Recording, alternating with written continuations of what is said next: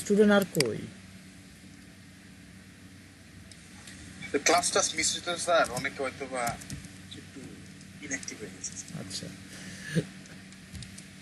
এভাবে ইনঅ্যাক্টিভ হলে তারা শিখতে পারবে? ইনশাল্লাহ এখন থেকে যার রেগুলার ক্লাস দরকার হবে। সে অ্যাক্টিভ হবে। ইনশাল্লাহ এখন থেকে জি রেগুলার ক্লাস হবে। ইনশাআল্লাহ। যেগুলো মিস হলে এগুলো কি করবেন, মানে আশা করি আর মিস মিস হয়ে গেল? হবে না। যদিও মিস হয় সেটা ব্যাকআপ দিয়ে দিব, অন্য কোনো দিন ব্যাকআপ দিয়ে দিব।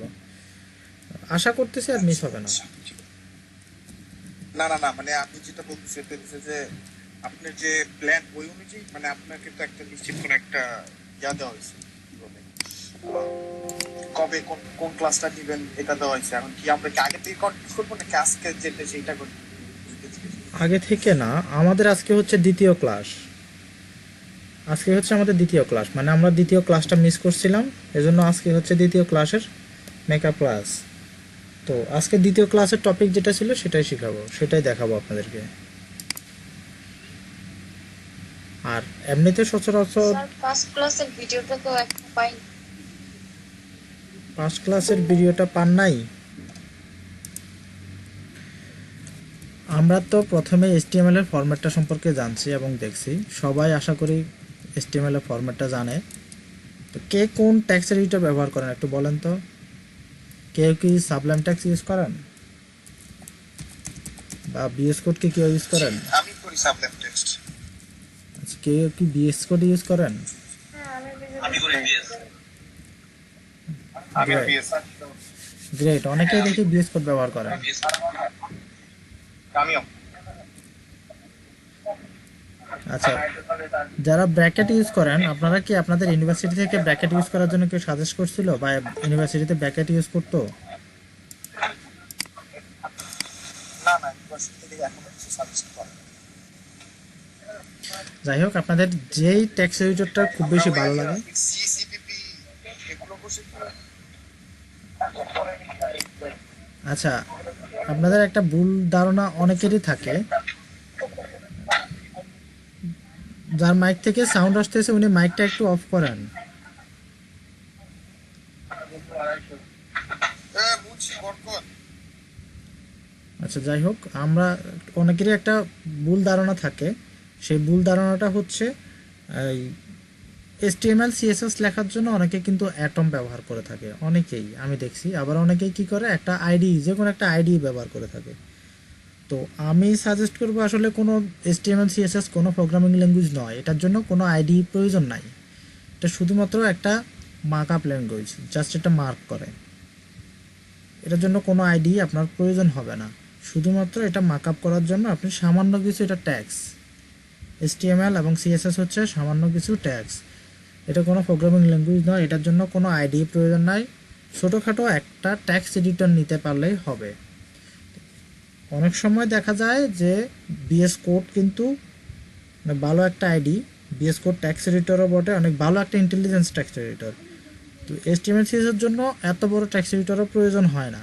সার্ভার সাইড যখন আমরা কাজ করব, সার্ভার সাইডে যখন যাব, ব্যাক এন্ড ডেভেলপিংয়ে যখন যাব, তখন কিন্তু বিএস কোড খুব বেশি ভালো আমাদেরকে উপকারিতা দিবে। বিএস কোড, বিএস কোড হচ্ছে বর্তমানে একটা পপুলার ট্যাক্স এডিটর, খুবই পপুলার এবং খুবই উপকারী। এটা অনেক কিছুই আমাদেরকে অটোমেটিক্যালি প্রোভাইড করে। তা আমরা আপাতত ট্যাক্স এডিটর সাবলাইম ট্যাক্স দিয়ে কাজ করি। আমি মূলত ম্যাক্সিমাম প্রজেক্টগুলো আমি সাবলাইম ট্যাক্স দিয়ে করি। আর যেই প্রজেক্টগুলো অনেক বড় বড়, যেমন রুবি অন রেলসের প্রজেক্ট, সেই প্রজেক্টগুলো আমি বিএস কোড দিয়ে করতে বাধ্য হই, কারণ বিএস কোডে আমার টার্মিনাল থাকে। টার্মিনাল দিয়ে যখন আমি কোনো কাজ করতে হয়, সেক্ষেত্রে বিএস কোডে ব্যবহার করতে হয়। আর ছোটোখাটো যেগুলো আছে পিএসপি দিয়ে বা জাভাস্ক্রিপ্ট দিয়ে, ছোটোখাটো যেগুলো আছে সেগুলো সাবলাইম ট্যাক্স দিয়ে করে ফেলে।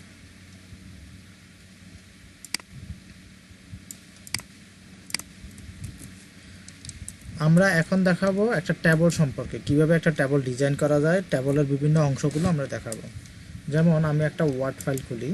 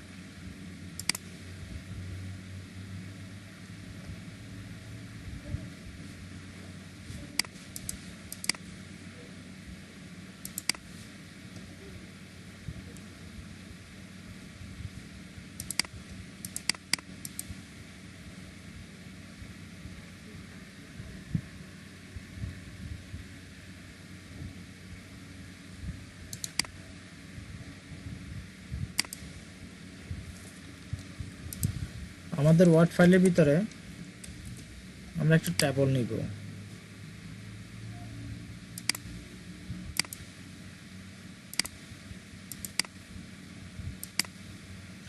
এই একটা ট্যাবল নিছি। আপনারা কি র এবং তো দেখতেছি না ভাইয়া।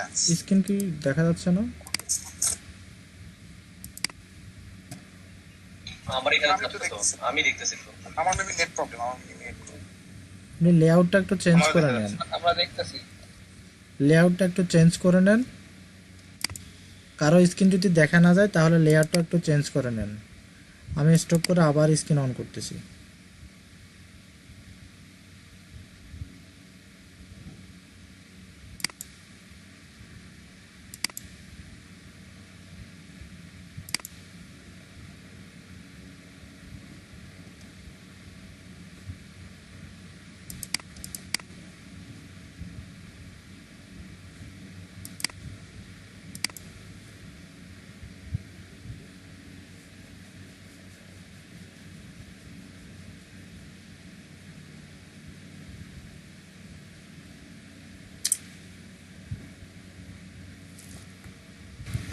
আচ্ছা, আমরা এখানে একটা ট্যাবল নিছি। তো এই ট্যাবলের র কোনটা কলাম কোনটা কি সবাই জানেন? র আর কলাম সম্পর্কে কি কারো আইডিয়া আছে? জানেন? জি স্যার। সবাই জানে।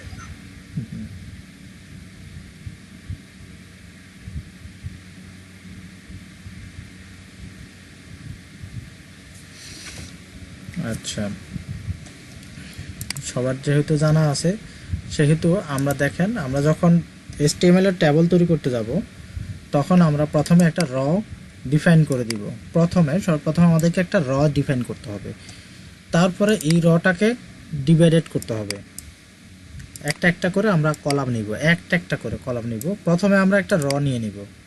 HTML এর ভিতরে যখন আমরা ট্যাবল তৈরি করতে যাব তখন আমাদেরকে সর্বপ্রথম একটা র নিয়ে নিতে হবে।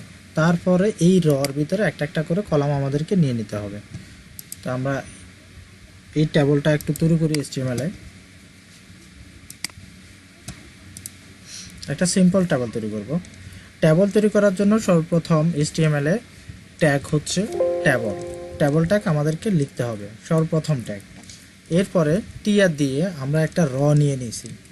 টিআর মানে হচ্ছে আমরা একটা র ডিফাইন করে দিলাম।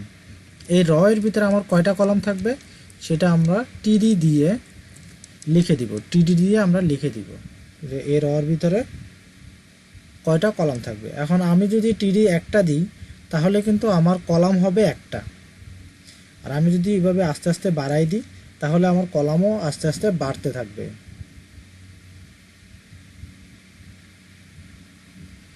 তো আমরা এখন আপাতত তিনটা মানে তিনটা র নিব, তিনটা কলাম নিব, তিনটা করে। যেমন এখানে লিখব নেম,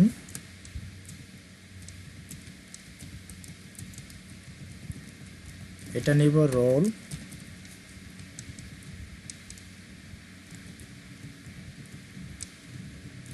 আর এটা নিব জিপিএ। এরপরে আমরা আর একটা র ডিফাইন করি এবং এই রতে একটা টিডি নিই। এখানে একটা নাম দিব। এই নাম যদি এখানে কারো থাকে তাহলে আমি দুঃখিত, কারণ এটা আমি আন্দাজে লিখছি।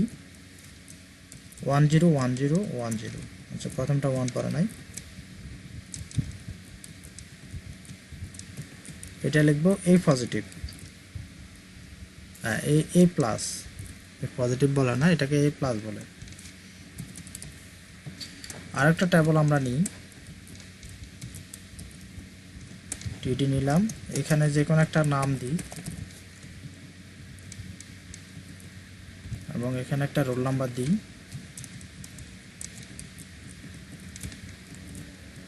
আমরা জিপিএ দিব এ এবং এটাকে আমরা একটু রিলোড করে দেখি। রিলোড করলে দেখা যাচ্ছে আমার এখানে ট্যাবল আসছে ঠিকই, বাট ট্যাবলে যে বর্ডারগুলো দেওয়ার কথা, ট্যাবলের যে একটা বর্ডার দেখে ডিফল্ট বর্ডার, এই বর্ডারটা কিন্তু এখানে দেখা যাচ্ছে না। তো আমরা ডিফল্ট বর্ডারটা আনার জন্য ট্যাবল ট্যাগে একটা অ্যাট্রিবিউট আছে। অ্যাট্রিবিউট কি জানেন সবাই? অ্যাট্রিবিউট কী জিনিস আর অ্যাট্রিবিউটের ভ্যালু কী জিনিস। এক পিক্সেলে একটা বর্ডার দিয়ে দিলাম, এক পিক্সেলে একটা বর্ডার দেওয়ার পরে জাস্ট এটাকে আমরা একটু লোড করে দেখি। দেখেন আমার বর্ডারটা চলে আসছে, একটু বড় করি। হ্যাঁ, আমার ট্যাবলের বর্ডারটা চলে আসছে।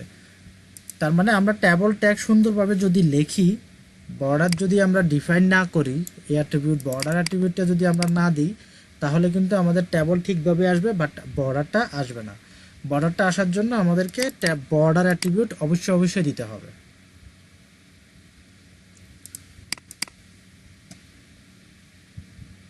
এখন দেখেন প্রথম এই নেমটা, নেম, রোল এবং প্রথম র যেটা আছে এটা কিন্তু ট্যাবলের হেডিং হিসেবে ধরা হয়, এটাকে ট্যাবলের হেডিং হিসেবে ধরা হয়। তো এই ট্যাবলের হেডিংটাকে আমরা একটু বোল্ড করে দিব, প্রত্যেকটাকে বোল্ড করে দিব, এবং যাতে বোঝা যায় এই ট্যাক্সগুলো কিন্তু অন্যান্য ট্যাক্সের মতোই সেমভাবে বোঝা যাচ্ছে। তো এখন আমরা যাতে ডিফাইন করে দিব যে এই অংশটা ট্যাবলের হেডিং এবং পরের অংশগুলো হচ্ছে ট্যাবলের বডি। এইভাবে যদি আমরা লিখে দিতে চাই, তাহলে এখানে আমাদেরকে লিখতে হবে টি হ্যাড, এবং টি হ্যাডের ভিতরে আমাদের প্রথম রোটাকে আমরা ক্রপ করে এখানে নিয়ে যাই। এইখানে একটু প্রবলেম,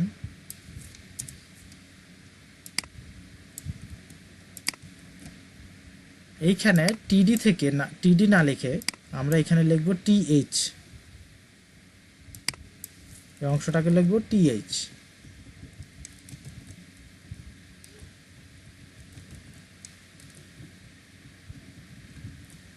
টিএইচ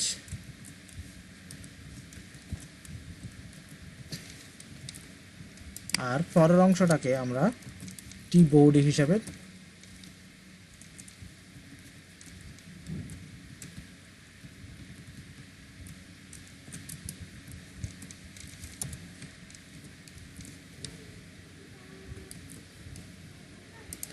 এবার যদি আমরা ব্রাউজারকে রিলোড করি, তাহলে দেখতে পাবেন এটা হেডিংয়ের মতোই দেখা যাচ্ছে, এটা ট্যাবলের হেডিংয়ের মতোই দেখা যাচ্ছে, মিডলে আসছে এবং প্রত্যেকটা ট্যাক্স বোল্ড আকারে দেখা যাচ্ছে। অন্যান্য ট্যাবলের অন্যান্য অংশগুলো ট্যাবলের কন্টেন্ট আকারে সুন্দরভাবে দেখা যাচ্ছে। এই হচ্ছে একটা ট্যাবল লেখার নিয়ম। তো আমরা ট্যাবলকে আরও সুন্দরভাবে সাজাবো, আরও বিভিন্ন ধরনের কাজ করব। তার আগে আমরা একটু দেখি যে বিভিন্ন অ্যাট্রিবিউট দিয়ে, অ্যাট্রিবিউট কী জিনিস এবং ভ্যালু কী জিনিস, এটা তো সবাই জানেন। অ্যাট্রিবিউট কী জিনিস, ভ্যালু কী জিনিস, এটা কি জানেন? খেয়াল নাই আর কি, খেয়াল নাই, তবে এটা ইনলাইনে ইউজ করা হয় আর কি। বৈশিষ্ট্য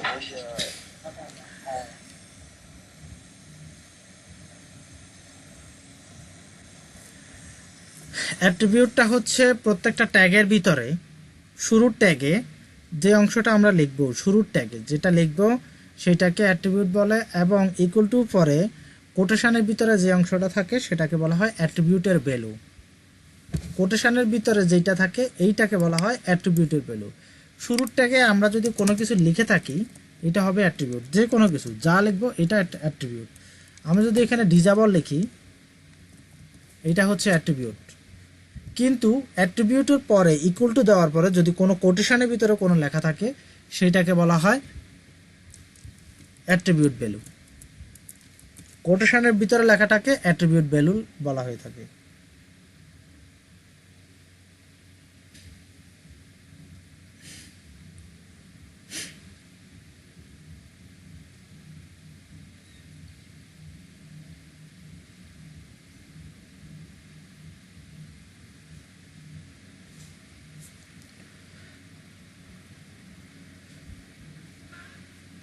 এইবার একটু বলেন তো কোড ইনডেন্টেশন। কোড ইনডেন্টেশন কি জিনিস আমরা একটু আলোচনা করি, যে কোড ইনডেন্টেশন কি জিনিস এবং কোড ইনডেন্টেশন কেন ব্যবহার করা হয়, কেন কোডগুলোকে আমরা ইনডেন্টেশন করব।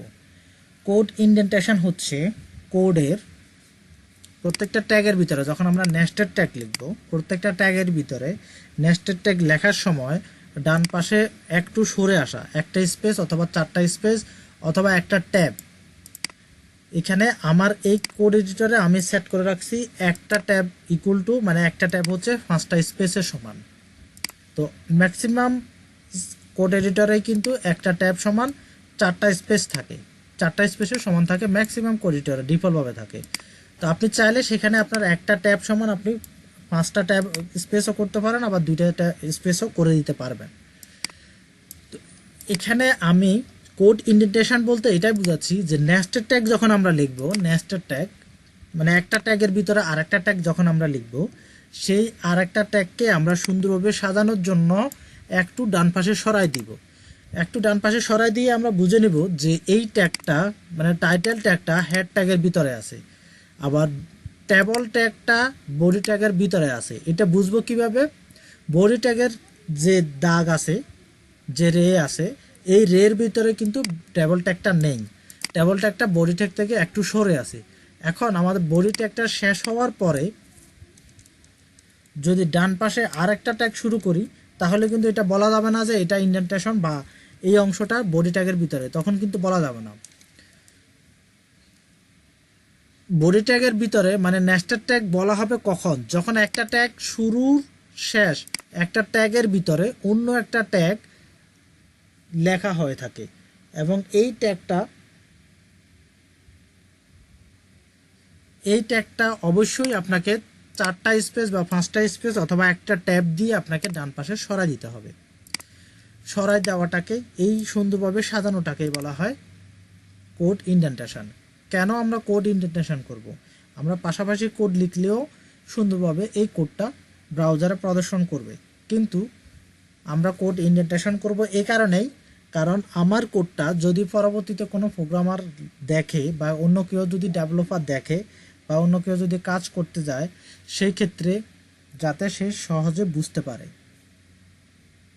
সে সহজে যাতে কাজ করে বুঝতে পারে, এবং আমি নিজে যাতে 6 মাস পরে বা 8 মাস পরে কাজ করতে গিয়ে যাতে আমার কোনো প্রবলেম না হয়, সেজন্য আমরা মূলত কোড ইন্ডেন্টেশন করে থাকি। আর HTML এর কমেন্ট সম্পর্কে একটু আলোচনা করি। HTML এর কমেন্টটা হচ্ছে, কমেন্ট মূলত প্রত্যেকটা প্রোগ্রামিং ল্যাঙ্গুয়েজে কমেন্ট লেখা হয়ে থাকে, প্রত্যেকটা প্রোগ্রামিং ল্যাঙ্গুয়েজে, এবং প্রত্যেকটা জায়গায় কমেন্ট করা একটা ভালো সাজেশন,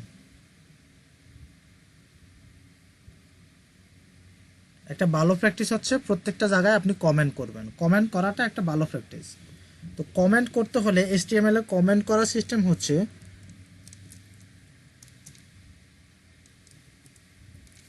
এই হচ্ছে মাল্টিপল লাইন কমেন্ট এবং সিঙ্গেল লাইন কমেন্ট। এই একটা কমেন্ট দিয়ে আপনি মাল্টিপল লাইনও করতে পারবেন, সিঙ্গেল লাইনও করতে পারবেন। কমেন্টের ভিতরে যদি আপনি কোনো কিছু লেখেন, সেটা কিন্তু ব্রাউজারে প্রদর্শন করবে না। তো ব্রাউজারে যদি প্রদর্শন নাই করে, তাহলে আমরা কমেন্ট লিখবো কেন? কমেন্ট লিখবো এই কারণেই যে আমাদের বড় বড় যদি কোনো প্রোগ্রাম হয়ে থাকে, যেমন দেখেন এইটা কিন্তু অনেকগুলো কোড আছে, এবং এই কোডের শুরুতেই আমাদের অথরকে লাইসেন্স আছে কিনা এবং এই ডিজাইনের লেআউটটা কে করছে, এগুলো বিভিন্ন ধরনের জিনিসগুলো দেখানোর জন্য বা জিনিসগুলো ডিফাইন করে দেওয়ার জন্য আমরা কমেন্ট করে থাকি। আর ম্যাক্সিমাম সময় কমেন্টটা করে থাকে এই কারণেই যে পরবর্তীতে আমি যখন কাজ করতে যাব, তখন আমাকে ইন্ডিকেট করে দেওয়ার জন্য যে কোন অংশটা কি কাজ করে, কোন অংশটা কি কাজ করছে। যেমন এখানে দেখেন আমার এন্ড মেনু, আমার মেনুটা কিন্তু এখানে শেষ হয়ে গেছে। তারপরে টপ স্ক্রোলিংটা এখানে শুরু করছি, টপ স্ক্রোলিংটা এখানে শুরু করছি, আর টপ স্ক্রোলিংটা এখানে শেষ করছি, এখানে আসে শেষ করছি, এখানে কমেন্ট করা হয় নাই। তারপরে দেখেন এখানে স্টার্ট হেডার মেনুটা এখানে শুরু করছি, হেডার মেনুটা এখানে শেষ করছি, এটা কিন্তু কমেন্ট করা। তো এইভাবে কমেন্ট করা হয় এই কারণে যাতে পরবর্তীতে আমি যখন কাজ করতে যাব, যাতে আমি খুব সহজে বুঝতে পারি যে আমার কোন অংশটা কতটুকু পর্যন্ত এবং কোন অংশটা আমার কি কাজে ব্যবহার করা হয়েছে। যেমন আমি যদি আমার এই প্রোগ্রামের আমার মেনুর পরের অংশ ধরতে যাই, আমি যদি এই ফাইলটা খুলি, এই ফাইলটা খুলে কিন্তু আমি আমার মেনুর পরের অংশ পাবো না, কারণ আমার এখানে হেডার মেনু এন্ড করে দেওয়া হয়েছে, এরপরে আর কোনো কোড নাই। তো আমার তো জানা নাই, মনে করেন আমি 6 মাস পরে যখন কাজ করতে আসছি, তখন আমি এখানে জানা নাই, এজন্য আমি এই ফাইলটা খুললাম। যখন আমি এখানে কমেন্ট দেখবো এন্ড হেডার মেনু, তখন কিন্তু আমি এখানে আর এই কোডগুলো আমাকে গাঁটতে হবে না বা বুঝতে হবে না, দেখতেও হবে না। আমি তখন বুঝতে পারবো যে আমার এখানে হেডার মেনুর পরের অংশটা নাই। পরবর্তী ফাইলটা কোনটা আছে সেটা আমরা ফাইলটা খুঁজে নিব। কমেন্ট মূলত এই কারণে করা হয়ে থাকে, আমরা খুব সহজে যাতে বুঝতে পারি। যেমন এখানে একটা টেবল তৈরি করা হয়েছে, আমরা এখানে লিখে দিতে পারবো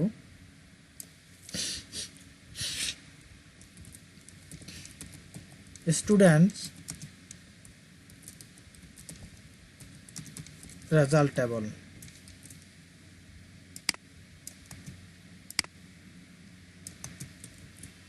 লিখে দিই এবং এখান থেকে একটু তুলে দিই। হ্যাঁ, এইভাবে আমরা কমেন্ট লিখে দিব যে এখানে এই টেবলটা হচ্ছে স্টুডেন্ট রেজাল্ট টেবল। এভাবে আমরা ডিফাইন করে দিতে পারি কোন অংশটা আমার কি জন্য ব্যবহার করা হয়েছে।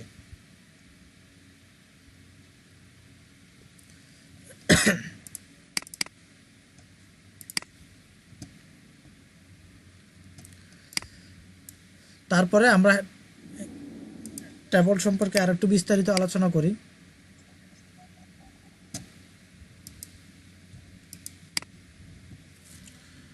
রায়হান হোসেন কি কিছু বলতে চাচ্ছেন?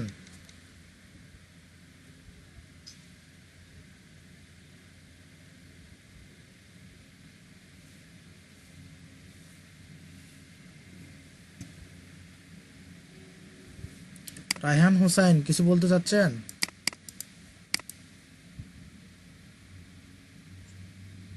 জি না স্যার, একটু সবাই কি ক্লিয়ারলি শুনতে পাচ্ছে? সবাই পাচ্ছে রে। আমি পাচ্ছি। না, আমি পাচ্ছি না, আমার ফায়দা হয়ে যাচ্ছে কথা। আমি পাচ্ছি না। সবাই কি ক্লিয়ার শুনতে পান না? এগুলো তোমার পার্সোনাল এই সমস্যা বোধহয়।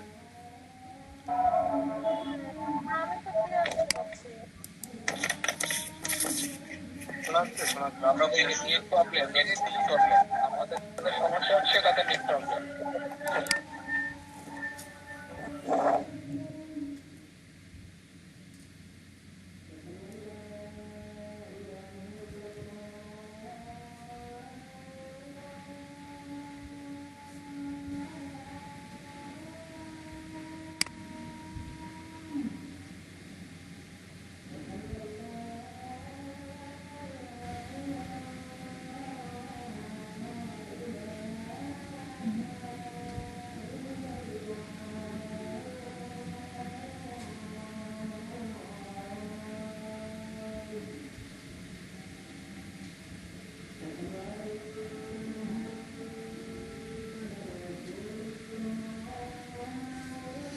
আচ্ছা, আজানের জন্য আমরা একটু ওয়েট করি, আজানটা শেষ হোক।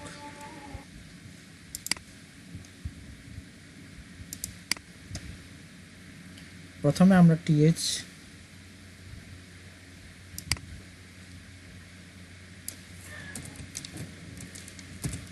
একটা টেবল র একটা ডিফাইন করে নিলাম।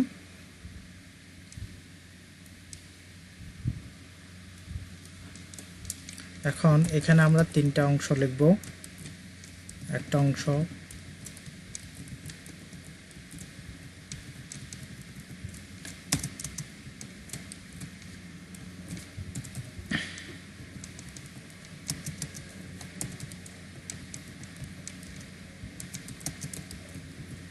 এরপরে আরেকটা র ডিফাইন করে নিই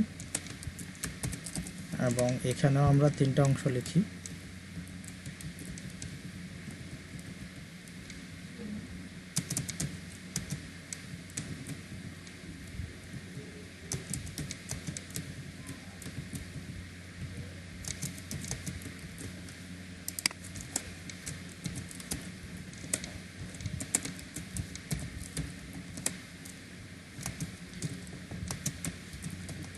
সিরিয়ালাইজ। এবার এখানে যেহেতু আমরা কলামগুলোকে তিনটা কলাম একসাথে নিয়ে একটা কলাম বানাবো, মানে একটু দেখেন, খেয়াল করেন তাহলে বুঝতে পারবেন। যেমন এই তিনটা কলাম একসাথে নিয়ে আমরা একটা কলাম বানাবো, সেজন্য আমাদেরকে এখানে লিখে দিতে হবে কল স্পান।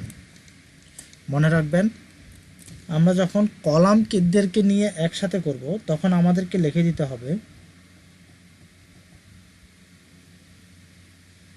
Call span. আর আমরা তিনটা কলাম নিব, এজন্য 3 দিছি। এরপরে দেখেন এখানে যদি আমরা ব্রাউজারকে রিলোড করি তাহলে এখানে 3টা কলামকে একসাথে একটা করে সিরিয়ালাইজড লেখা হয়েছে, এইটাকে কল স্পান বলে।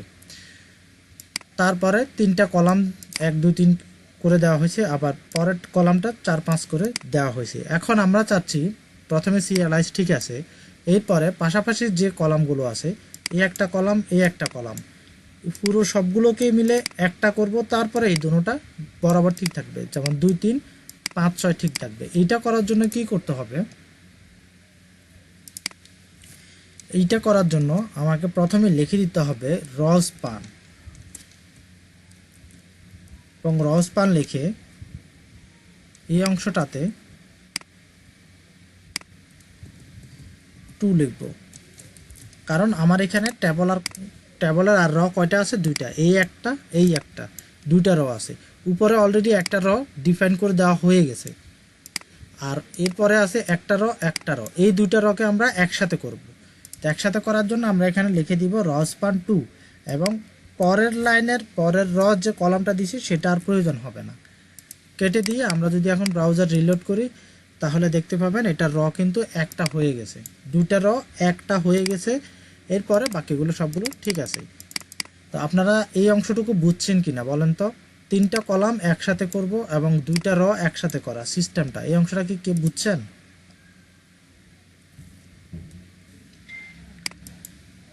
আমরা একটু HTML এর বিভিন্ন ডিফাইন করব সবগুলো, কিভাবে আমরা HTML এর সবগুলো ট্যাগ খুঁজে পাবো, কোথায় পাবো এবং কিভাবে সেগুলো আমরা ট্রাই করব একটু দেখেন।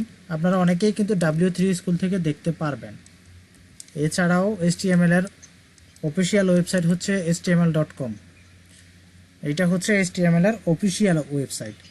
এখানে যতগুলো পৃথিবীতে বা যতগুলো HTML ট্যাগ এক্সিস্ট করে সবগুলো ট্যাগ HTML এর এই ওয়েবসাইটের ভিতরে দেওয়া আছে। আপনি এখানে যদি ট্যাগ খুলেন, ট্যাগে যদি ক্লিক করেন তাহলে দেখতে পাবেন এখানে A থেকে Z পর্যন্ত ওপেনই হয়নি।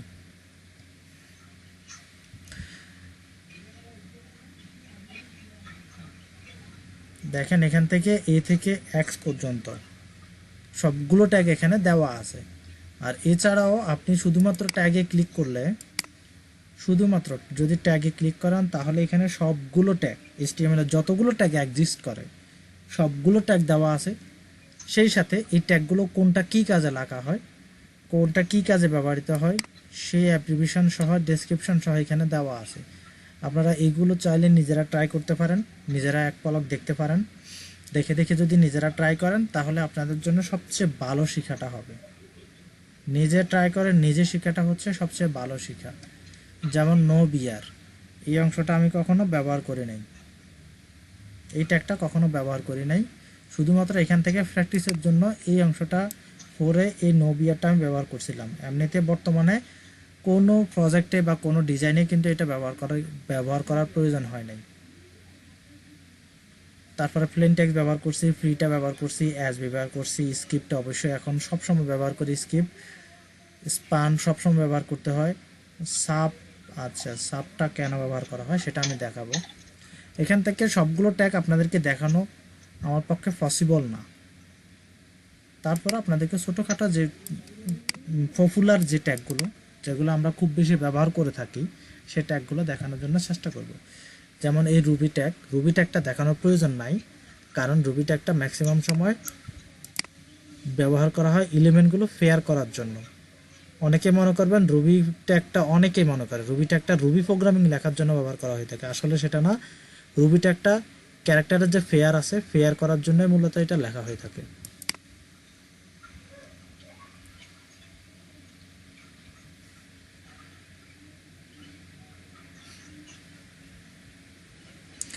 আর অ্যাট্রিবিউটে ক্লিক করলে আপনি সবগুলো অ্যাট্রিবিউট দেখতে পাবেন, যতগুলো অ্যাট্রিবিউট এক্সিস্ট করে, কোন ট্যাগে কোন অ্যাট্রিবিউট আছে, কোন ট্যাগে কোন অ্যাট্রিবিউট কী কাজ, সে অ্যাট্রিবিউটের ভ্যালু আপনি কি কি দিতে হবে সেগুলো আপনি অ্যাট্রিবিউটে ক্লিক করলে দেখতে পাবেন। এরপরে চাইলে আপনি টিউটোরিয়াল দেখে, এখানে ওদের টিউটোরিয়াল দেখে আপনি কাজ করতে পারেন, ওদের টিউটোরিয়াল দেখে আপনি শিখতে পারবেন। তা আপনার যদি অ্যাডভান্স কোনো কিছু শেখার প্রয়োজন হয় বা অ্যাডভান্স কোনো ট্যাগ, যে ট্যাগগুলো খুব বেশি পপুলার কিন্তু আমি দেখাই নাই বা কেউ দেখায় না, W3 স্কুলে নাই, কিন্তু আপনি শিখতে চাচ্ছেন অ্যাডভান্স আপনি ডিজাইনার হতে চাচ্ছেন, সেক্ষেত্রে আপনাকে html.com এ এসে ওদের ট্যাগগুলো আপনাকে দেখতে হবে। ওদের ট্যাগে এখানে সব কিছু, যতগুলো ট্যাগ এক্সিস্ট করে সব ট্যাগ এখানে দেওয়া আছে। আর এমনও কিছু ট্যাগ দেখবেন যে ট্যাগগুলো আপনি কখনো নামও শুনেন নাই, আমি নিজেও নাম শুনি না, এরকম অনেক ট্যাগ আছে।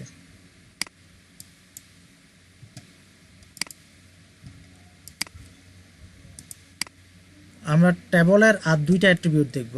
একটা হচ্ছে অ্যালাইন।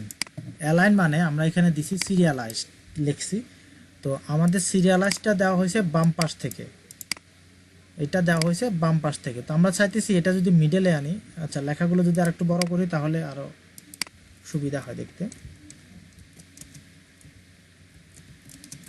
আর একটু বড় করে দিই।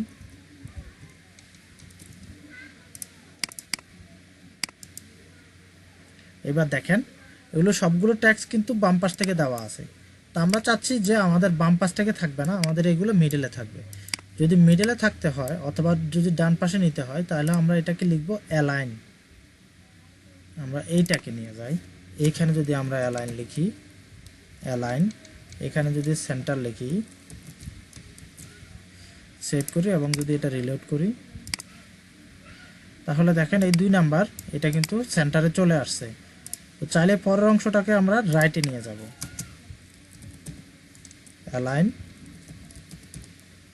রাইট, সেভ করলাম এবং সেভ করে যদি এখানে আমরা ভিউ করি তাহলে দেখতে পাবেন যে এই 3টা রাইটে চলে আসছে। এইটা হচ্ছে HTML এর ট্যাবলের আরও কিছু অ্যাট্রিবিউট। তো ট্যাবলের আরও 2-3টা অ্যাট্রিবিউট আছে, সাইজ একটা অ্যাট্রিবিউট আছে, উইথ একটা অ্যাট্রিবিউট আছে।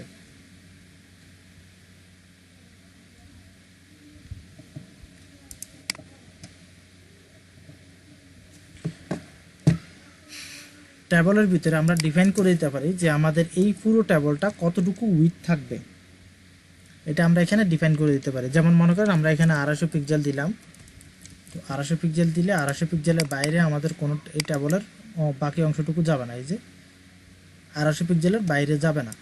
এইটা ম্যাক্সিমাম HTML ট্যাগে উইথ এই অ্যাট্রিবিউটটা থাকে, ম্যাক্সিমাম HTML ট্যাগে। আমরা চাইলে যদি এখান থেকে আমরা কমাই দিই, মানে 200 পিক্সেল করে দিই, তাহলে দেখবেন এই ট্যাবলটা আরও ছোট হয়ে গেছে। রিলোড করি,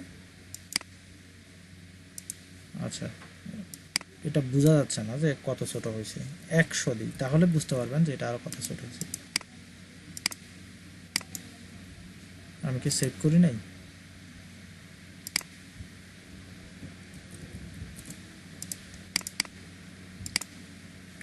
আচ্ছা যাই হোক, এটা মনে হয় 100 পিক্সেল থেকে আর 250 পিক্সেল থেকে আর কমবে না। উইথ যদি তুলে দিই তাহলে দেখতে পাবেন যে এটা বড় হয়ে যাচ্ছে। তার মানে আমরা প্রত্যেকটা ট্যাগে, HTML এর প্রত্যেকটা ট্যাগে আমরা উইথ অ্যাট্রিবিউটটা ব্যবহার করতে পারি। আমরা চাইলে প্রত্যেকটা ট্যাগে ব্যবহার করতে পারবো।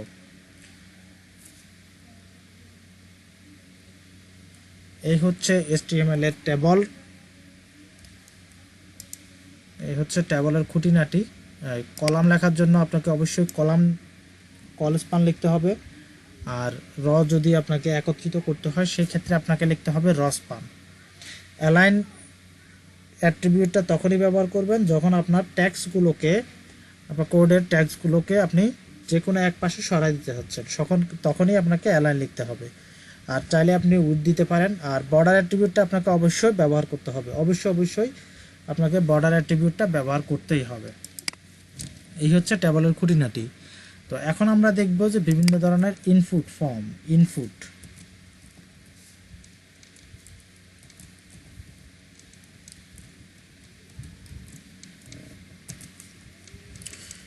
HTML এর একটা ট্যাগ হচ্ছে ইনপুট। এই ইনপুটটা এভাবেই লেখা হয়। HTML ট্যাগে কিছু কিছু ট্যাগ আছে যে ট্যাগগুলো শুরু করলে শেষ করতে হয় না, এছাড়া বাকি সবগুলো ট্যাগ শুরু করলে অবশ্যই আপনাকে শেষ করতে হবে। মানে ক্লোজিং ট্যাগ এবং ওপেনিং ট্যাগ, আপনাকে যদি আপনি ওপেনিং ট্যাগ দেন তাহলে ক্লোজিং ট্যাগ আপনাকে দিতেই হবে। কিন্তু কিছু কিছু ট্যাগ আছে সেই ট্যাগগুলো আপনাকে ক্লোজিং করতে হয় না, যেমন বিআর, ইনপুট, তারপর আছে HR, এই ট্যাগগুলো আপনাকে ক্লোজিং করতে হবে না। যেমন IMG, ইমেজের ক্ষেত্রে IMG, এই ট্যাগগুলো আপনাকে ক্লোজিং করতে হয় না। যেমন বিআর দিয়ে আমি লাইন ব্রেক দিছি, কয়েকটা লাইন ব্রেক দিছি, আর একটা দিই, কয়েকটা লাইন ব্রেক দিছি, তো এই ট্যাগগুলো আমাকে ক্লোজিং করতে হবে না। আবার ইনপুটের ক্ষেত্রে সেম, এটা কিন্তু ক্লোজিং করার প্রয়োজন হয় না। ইনপুট ট্যাগ মানে একটা বক্স, এটা একটু রিলোড করি, এই যে একটা বক্স। ইনপুট মানে একটা বক্স, মানে আমরা আমাদের ফর্ম থেকে, ইউজার থেকে কোনো কিছু নিব, কোনো কিছু কালেকশন করব, এই জন্য ইনপুট। তো ডিফল্টলিভাবে ইনপুটের টাইপ থাকে ডিফল্ট টাইপ থাকে টেক্সট, ডিফল্ট টাইপ। টেক্সট মানে হচ্ছে কোনো একটা টেক্সট বক্স, এইরকম একটা টেক্সট বক্সকে বলা হয় টেক্সট টাইপ টেক্সট। তো ইনপুট আমরা ডিফল্টভাবে এটাই থাকে। তা আমরা যদি এই ইনপুটের এই অংশটাকে যদি আমরা রেডিও বাটন করতে যাই, রেডিওর মতো, রেডিও বাটন কি চিনেন? রেডিও বাটন চিনেন? যদি না চিনেন তাহলে খেয়াল করেন, এখন দেখতে পাবেন যে রেডিও বাটন কীরকম। রিলোড করি, দেখেন এইটাকে বলা হয় রেডিও বাটন। আরও কয়েকটা লিখি, একটা লিখলেও বুঝতে পারবেন না, আরও কয়েকটা লিখি, তাহলে খুব সহজে বুঝতে পারবেন। এই যে এইগুলোকে বলা হয় radio button,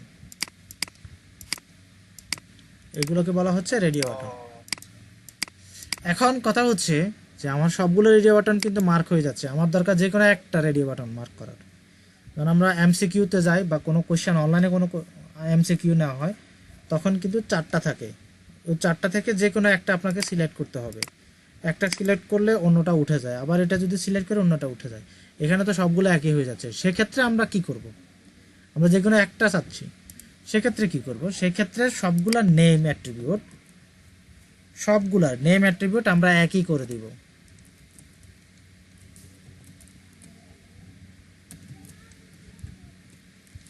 radio BTN, just এখান থেকে কপি করে সবগুলোকে এখানে পেস্ট করে দিই।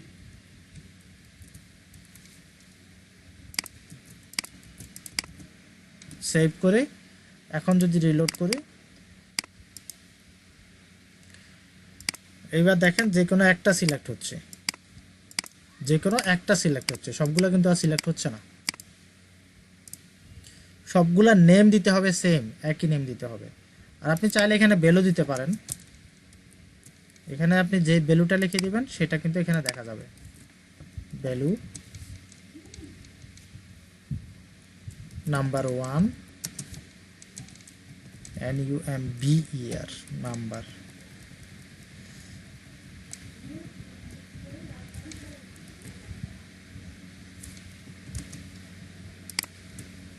সবগুলোকে কপি করে দিয়ে দিই।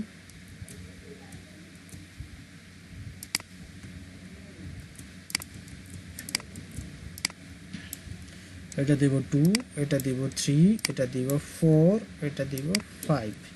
সেভ করলাম, সেভ করে এখন যদি আমরা রিলোড করি,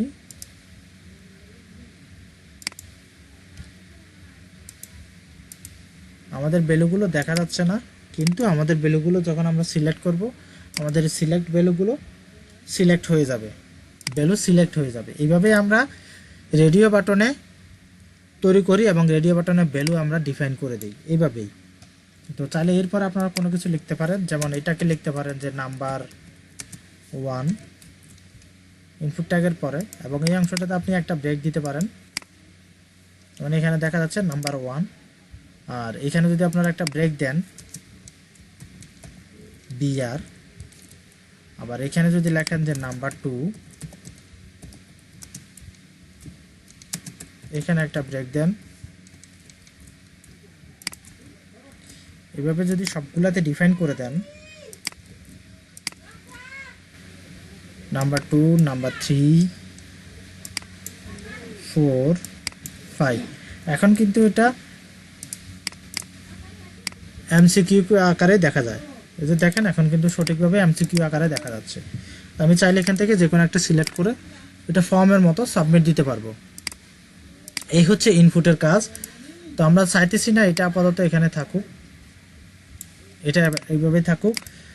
আমরা এখন দিব চেক বক্স। আমরা তো রেডিও বাটন সম্পর্কে জানছি, রেডিও বাটন কিভাবে করতে হয় এবং টেক্সট বক্স কিভাবে করতে হয় সেটা জানছি। তো আমরা চাইতেছি এখন চেক বক্স। চেক বক্স যদি কেউ না জানেন তাহলে এখনই দেখতে পাবেন যে চেক বক্স কি জিনিস। স্যাক বক্স, সবগুলোকে আমরা স্যাক বক্স দিয়ে দিই। সেভ করছি এবং আমাদের ব্রাউজারটা যদি আমরা রিলোড করি তাহলে দেখতে পাবেন যে এই অংশটাকে বলা হয় স্যাক বক্স।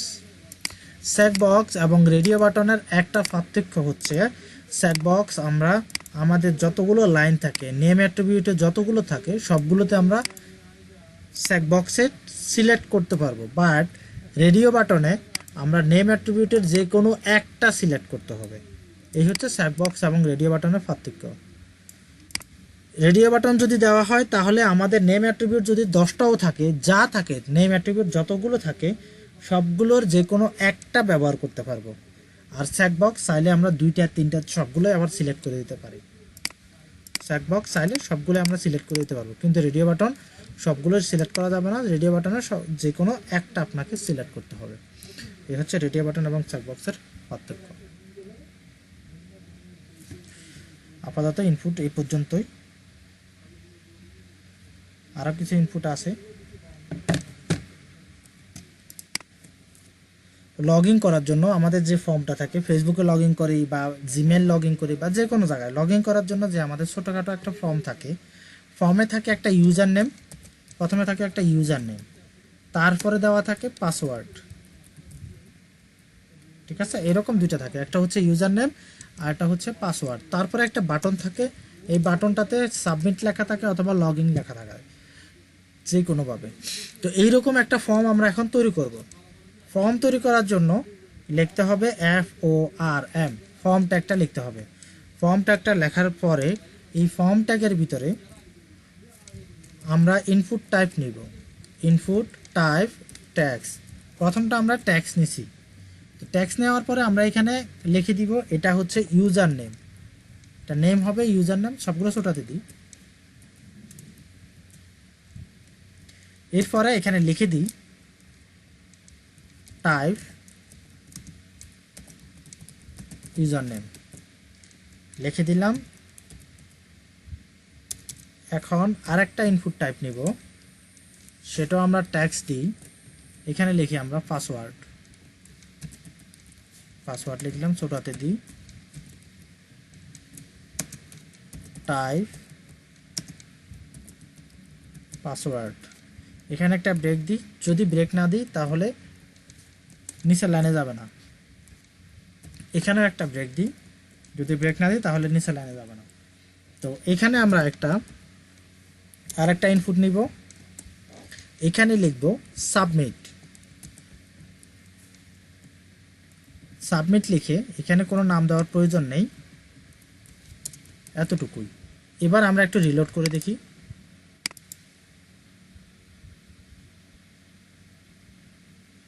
আচ্ছা, পুরোটা দেখা যাচ্ছে না, আমরা পুরো বডিটার শেষে একটু ব্রেক দিই, লাইন ব্রেক।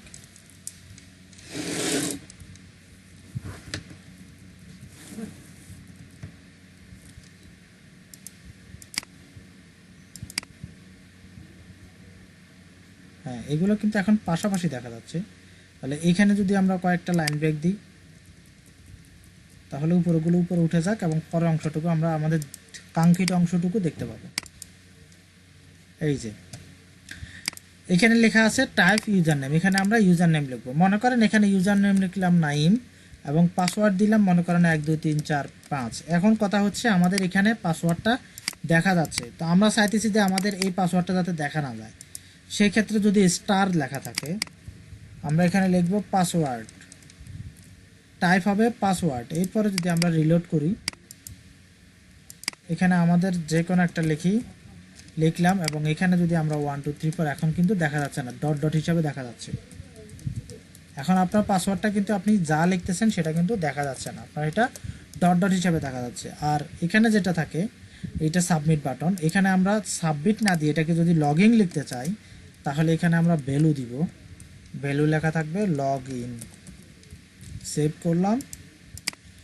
এখন যদি রিলোড করি তাহলে এই বক্সের ভ্যালুটা চলে আসছে লগ ইন। আর অনেকেই চেষ্টা করেন যে এই বাটনটা যাতে মিডলে চলে আসে, সেই জন্য আপনাকে এখানে একটা সেন্টার ট্যাগ লিখতে হবে। অনেকেই কিন্তু চেষ্টা করে।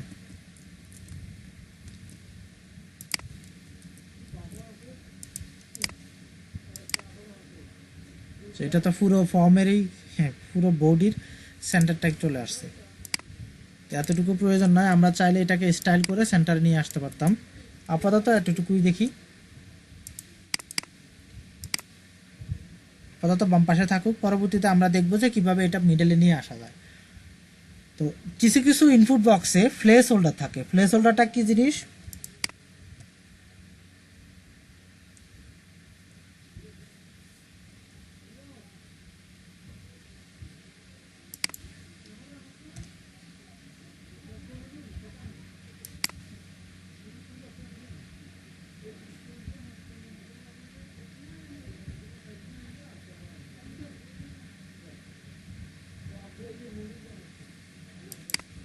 কিছু কিছু ইনপুট বক্সে প্লেস হোল্ডার থাকে। প্লেস হোল্ডারটা হচ্ছে ইনপুট বক্সের ভিতরে কোনো একটা লেখা থাকবে, সেই লেখাটা যদি আমাদের এখানে সিলেক্ট করা না থাকে, আমাদের কার্সরটা যদি সিলেক্ট করা না থাকে, তাহলে লেখাটা দেখা যাবে। এবং কার্সরটা সিলেক্ট করার পরে আমরা যদি কোনো লেখা লিখতে থাকি, তখন কিন্তু আমাদের বক্সে যে ডিফল্ট লেখাটা থাকে সেই লেখাটা উঠে যাবে। এইরকমভাবে যদি আমরা কোনো প্লেস হোল্ডার লিখতে থাকি, তাহলে এখানে আমরা প্লেস হোল্ডার দিতে পারবো। ওই ট্যাগের ভিতরে অ্যাট্রিবিউট হচ্ছে প্লেস হোল্ডার। প্লেস হোল্ডারে আমরা দিব ইউজার নেম লিখলাম, আর এখানে প্লেস হোল্ডার দিলাম পাসওয়ার্ড, সেভ করলাম। সেভ করে যদি এখন আমরা আমাদের ব্রাউজারটা রিলোড করি, তাহলে দেখতে পাবেন যে এখানে ইউজার নেম লেখাটা দেখা যাচ্ছে এবং পাসওয়ার্ডটা লেখাটা দেখা যাচ্ছে। তো আমাদের কার্সর নিয়ে আমরা যখন লেখা শুরু করব, প্লেস হোল্ডারটা কিন্তু চলে যাচ্ছে। আমরা যখন লেখা শুরু করছি তখন কিন্তু প্লেস হোল্ডারটা চলে যাচ্ছে। আবার এখানে যখন আমরা পাসওয়ার্ড লেখা শুরু করতেছি তখন কিন্তু প্লেস হোল্ডারটা চলে যাচ্ছে। আবার এটা যদি ব্ল্যাঙ্ক হয়ে যায়, বক্সটা যদি ব্ল্যাঙ্ক হয়ে যায়, এখানে যদি কোনো কিছু না থাকে, তাহলে কিন্তু আমাদের প্লেস হোল্ডারটা আবার দেখা যায়। এই হচ্ছে বিভিন্ন ধরনের ইনপুট এবং একটা ফর্ম। ফর্ম লেখার সময় আপনারা যদি ফর্ম লেখেন, ফর্ম লেখার সময় ফর্মের অ্যাট্রিবিউট অবশ্যই লিখতে হবে অ্যাকশন অ্যাট্রিবিউট লিখতে হবে। এখন অ্যাকশন অ্যাট্রিবিউটের ভিতরে কি লিখব? অ্যাকশন অ্যাট্রিবিউটের ভিতরে লিখব যে আমাদের এই ফর্ম দুইটা, ফর্মের যে ইনপুট আছে, এই ইনপুট দুটা আমরা কোথায় পাঠাবো, কোন পেজে পাঠাবো, কোন ইউআরএল এ পাঠাবো, সেই ইউআরএলটা এই অ্যাকশন অ্যাট্রিবিউটে লিখে দিতে হবে। যদি মনে করেন আমাদের এই দুইটা পেজ আমরা লগইন পেজে পাঠাবো, লগইন পেজে পাঠানোর পরে সেটা চেক করব ডাটাবেজে এই দুইটা সেম আছে কিনা, মিলতেছে কিনা, ডাটাবেজের সাথে ইউজার নেম এবং পাসওয়ার্ড মিলতেছে কিনা। সেটা যদি আমরা লগইন পেজে পাঠানোর পরে লগইন পেজ থেকে চেক করি, সেক্ষেত্রে আমাকে এখানে লিখে দিতে হবে login.html। এখন যদি আমরা রিলোড করি এবং সাবমিট বাটনে যদি আমরা ক্লিক করি, তাহলে দেখবেন এখানে শেষে login.html দেখা যাচ্ছে। এই যে দেখেন login.html এখানে দেখা যাচ্ছে এবং ইউজার নেমটা, পাসওয়ার্ডটা, এখানকার ভ্যালুগুলো এখানে নিয়ে আসছে। এটা তো ব্ল্যাঙ্ক, এই জন্য এই ভ্যালুগুলো দেখা যাচ্ছে না। আমরা এখানে কোনো কিছু লিখে তারপর ভ্যালু পাস করি।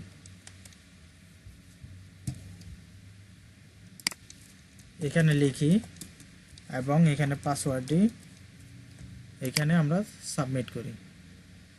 দেখেন এখানে সে ইনপুটের ভ্যালুগুলো সে নিয়ে আসছে। তো আমাদের কোন পেজে আসছে? login.html পেজে কিন্তু সে নিয়ে আসছে এবং এখানে নিয়ে আসার সময় দুইটা ইনপুটের, ইউজার নেম ইনপুট এবং পাসওয়ার্ড ইনপুট, এই দুইটা ইনপুটের ভ্যালুগুলো সে নিয়ে আসছে সাথে করে। তো আমরা এটা ইনপুট বক্স থেকে পরবর্তীতে দেখাবো, যে ব্যাকএন্ডে যখন যাব, তখন ওয়ার্ড পেজে যখন যাব, তখন দেখাবো যে কীভাবে এটা ম্যাচ করতে হয় ডাটাবেজের সাথে।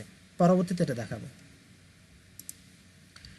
এখন কথা হচ্ছে যে আমাদের এই যে ফর্মের দুইটা ইনপুটের ভ্যালুগুলো দেখা যাচ্ছে, তো আমরা চাচ্ছি যে আমাদের দুইটা ইনপুটের ভ্যালুগুলো যাতে আমাদের ইউআরএল নিয়ে না যায়। আমাদের ইউআরএল যদি দেখা যায় তাহলে কিছু প্রবলেম হয়। যেমন অনেকেই পরবর্তীতে আমাদের ইউআরএল তো আমরা যখন এখানে লিখে ফেলছি, ইউআরএল যখন আমাদের এটা পাস করছে, অনেকেই কিন্তু দেখতে পায় এবং আবার এটা কিন্তু হিস্টোরিতে থেকে যায়। যে ইউআরএলগুলো পাস হচ্ছে সেই ইউআরএলগুলো কিন্তু হিস্টোরিতে থেকে যায়। যদি হিস্টোরিতে থেকে যায় সেক্ষেত্রে কিন্তু আমাদের ইউজার নেম এবং পাসওয়ার্ডটা অনেকে পেয়ে যাবে, এরকম একটা হ্যাকিংয়ের সম্ভাবনা থেকে যায়। তো এইটা যাতে অ্যাভয়েড করতে হয়, এই জিনিসটা যাতে কেউ দেখতে না পায়, সেই জন্য আমাদেরকে মেথড অ্যাট্রিবিউটটা ব্যবহার করতে হবে। যদি মেথডের ভিতরে আমরা গ্যাট দিই তাহলে কিন্তু আমাদের ইউআরএল এ নিয়ে যাবে। আর যদি আমরা মেথডের ভিতরে পোস্ট দিই, সেভ করি এবং এই অংশটা যদি আমরা রিলোড করি, রিলোড করার পরে এখানে আমাদের ডাটাগুলো আবার আগের মতো পাস করলাম। পাস করার পরে দেখেন সাবমিট দেওয়ার পরে এখানে কোনো কিছুই দেখা যাচ্ছে না, কোনো কিছুই দেখা যাচ্ছে না। কিন্তু আমরা যদি এখানে গ্যাট দিই,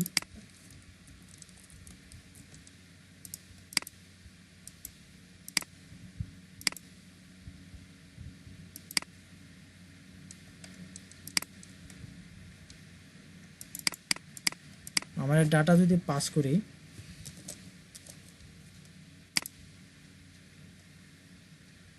তাহলে কিন্তু দেখা যাচ্ছে আমরা যা যা টাইপ করছি আমাদের ইনপুটের দুইটা অংশ দেখা যাচ্ছে।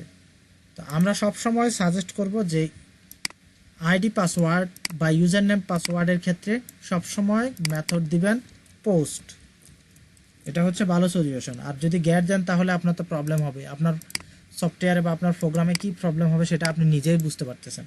তো এই জন্য সবসময় ট্রাই করবেন যে ফর্মের ক্ষেত্রে, ম্যাক্সিমাম সময় ফর্মের ক্ষেত্রে ইনপুট মেথড যাতে পোস্ট থাকে, সবসময় ট্রাই করবেন আপনারা ফর্মের ক্ষেত্রে ইনপুট যাতে মেথডগুলো পোস্ট থাকে।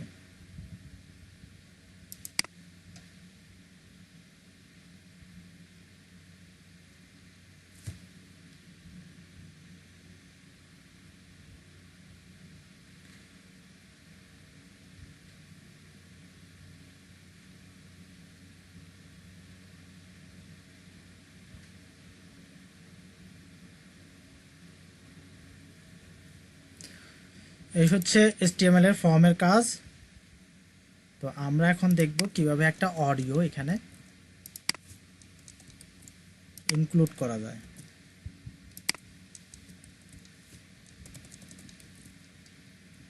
অডিও ইনক্লুড করার জন্য আপনাদেরকে প্রথমে লিখতে হবে AUDIO অডিও ট্যাগ, এবং অডিও ট্যাগের ভিতরে SO সোর্স।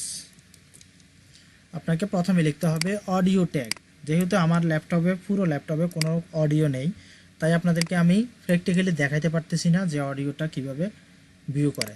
আমি ভিডিও ট্যাগ এবং অডিও ট্যাগ দুইটাই সেম। ভিডিও ট্যাগে আমি দেখাই দিব যে একটা ভিডিও ট্যাগ কীভাবে ডিফাইন করা হয়। তারপরে একটা নিয়মটা দেখাচ্ছি। প্রথমে আপনাকে অডিও লিখতে হবে, অডিও লিখে আপনাকে এখানে অ্যাট্রিবিউট দিতে হবে কন্ট্রোল অ্যাট্রিবিউটটা আপনাকে দিতে হবে। এরপরে সোর্সের ভিতরে এসআরসির এখানে আপনাকে আপনার ফাইলটা, অডিওর যে ফাইলটা থাকে এই ফাইলটা দিয়ে এক্সটেনশন সহ, ফাইলের নেম এবং এক্সটেনশন সহ সোর্সের ভিতরে আপনাকে দিয়ে দিতে হবে। পরে টাইপ আপনি লিখবেন অডিও, জাস্ট এতটুকুই। আর ভিডিওর ক্ষেত্রে আমি ভিডিও নিয়ে আসি, একটা ভিডিও নিয়ে এসে দেখাচ্ছি।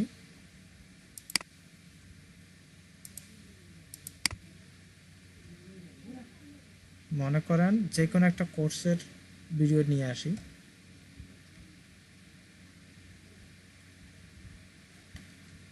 আচ্ছা, অন্য কোনো জায়গা থেকে একটা ডাউনলোড নিয়ে আসি।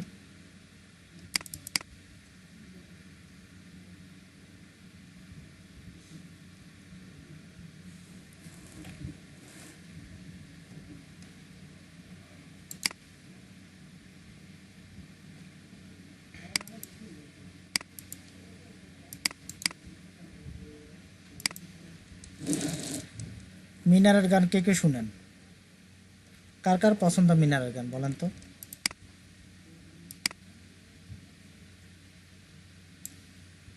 এত বলা দরকার না, আমি নামটা একটু শর্ট করি, সং দিই, সংস।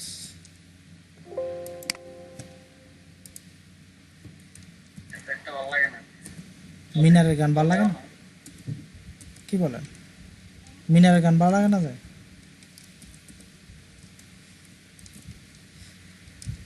songs songs.mp4 আর এখানে টাইপ দিব বিআই ভিডিও, এখানে দিব, আচ্ছা এখানে এতটুকু থাকুক। এইবার আমরা একটু রিলোড করি।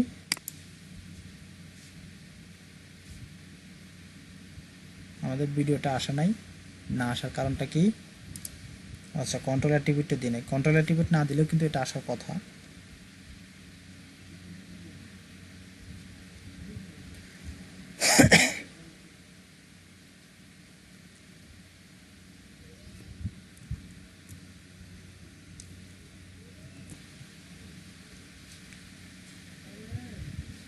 আমাদের ভিডিওটা আসছে বারটা অনেক বড়, তো আমরা চাইতেছি এটাকে একটু ছোট করব।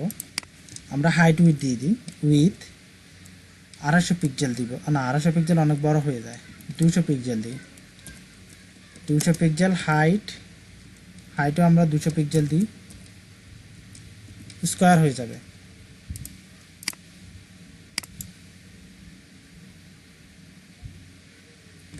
স্কোয়ার হয় না, একটু বড় হয়েছে, ঠিক আছে, এতটুকুতে দেখা যাক। বাট এখন কথা হচ্ছে যে আমাদের ভিডিও আসছে কিন্তু আমরা ভিডিও প্লে করতে পারতেছি না।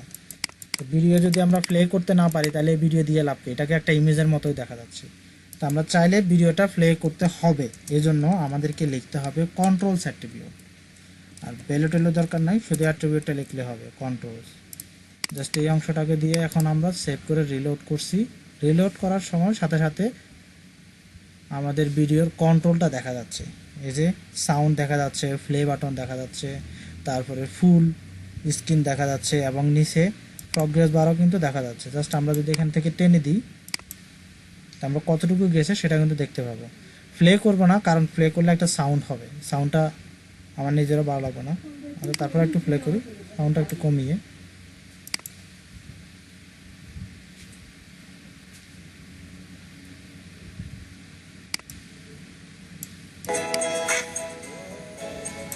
আচ্ছা এতটুকু তো বুঝতে পারছেন যে অবশ্যই ভিডিওটা একটা কীভাবে কাজ করে এবং কন্ট্রোল কীভাবে করতে হয়। এখানে আমরা 200 দেওয়ার কারণে বর্ডারটা বাইরে দেখা যাচ্ছে, ভিডিওটা কিন্তু এতটুকু স্কোয়ার নয়, ভিডিওটা স্কোয়ার নয়, এজন্য বাইরের অংশটা দেখা যাচ্ছে। তো আমরা সবসময় চেষ্টা করব যে আমরা আমাদের যতগুলো ভিডিও দিব এবং অডিও দিব এগুলো যাতে স্কোয়ারটা না হয়, আয়তক্ষেত্র যাতে হয়, আয়তক্ষেত্রের মতো, স্কোয়ার যাতে না হয়।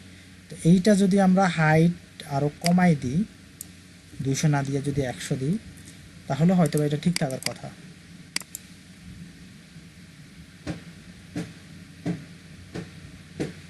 এখন ঠিক আছে, এখন বাইরে কোনো বর্ডার নেই, আপাতত এতটুকুতেই ঠিক আছে। এই ভিডিও ট্যাগের মতোই অডিও ট্যাগ হুবহু দিতে হয়। এখানে আপনি টাইপের ভিতরে অডিও স্ল্যাশ এটা কি MP3 না ওজিজি না কোন ধরনের, এটা আপনাকে এখানে ডিফাইন করে দিতে হবে। তো আমার ভিডিও ট্যাগে প্রবলেম হয়েছিল এটা যে আমার এক্সটেনশন কি, ফাইলের এক্সটেনশন আমি এখানে দিই নাই, এই জন্য প্রথমে দেখা যাচ্ছিল না। ভিডিও ট্যাগ যেরকম অডিও ট্যাগে এরকম আপনি আপনাদেরকে দেখাতে পারতেছি না এই কারণেই, কারণ আমার ল্যাপটপে একটাও অডিও নেই, আর যা আছে সবগুলো মিনারের গান ভিডিও। এই হচ্ছে অডিও এবং ভিডিও ট্যাগ। আর আমরা চাইলে, আমরা যদি মনে করেন যে এই HTML পেজে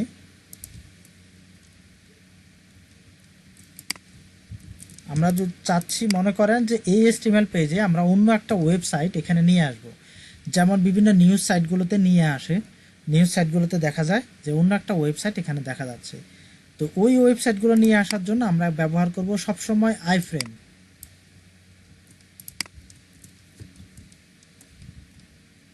আইফ্রেম আমরা ব্যবহার করে থাকি।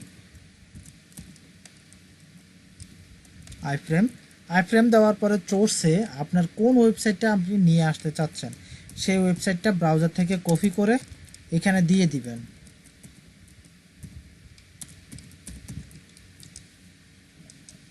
এখন যদি আমার ব্রাউজার রিলোড করি,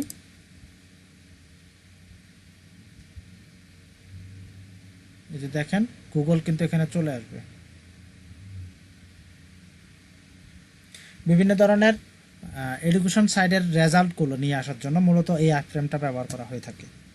এডুকেশন সাইট যখন আমাদের ইন্টারে বা SSCতে যখন রেজাল্ট দেওয়া হয়, ওই রেজাল্ট সাইটগুলো আমরা অন্য একটা সাইটে, আমাদের নিজস্ব সাইটে আমরা দেখাই। এই জন্যই মূলত এই সাইটটা ব্যবহার করা হয়ে থাকে। রিফিউজ টু কানেক্ট, আমার ইন্টারনেটে একটু প্রবলেম আছে, এই জন্য এইটা মূলত দেখা যাচ্ছে না। তো এইরকমভাবেই কিন্তু আমরা ডিফাইন করে থাকি, আই ফ্রেম দিয়ে অন্য একটা ওয়েবসাইট আমরা এইভাবে নিয়ে আসি। চাইলে এটাকে আমরা ছোট বড় করতে পারবি। আমি আপনাদেরকে বলছিলাম প্রত্যেকটা ট্যাগে উইথ ট্যাগ এবং হাইট অ্যাট্রিবিউট এবং উইথ অ্যাট্রিবিউট, এই দুইটা অ্যাট্রিবিউট প্রত্যেকটা ট্যাগে কিন্তু ব্যবহার করা যায়। প্রত্যেকটা ট্যাগে এই দুইটা অ্যাট্রিবিউট ব্যবহার করা যায়।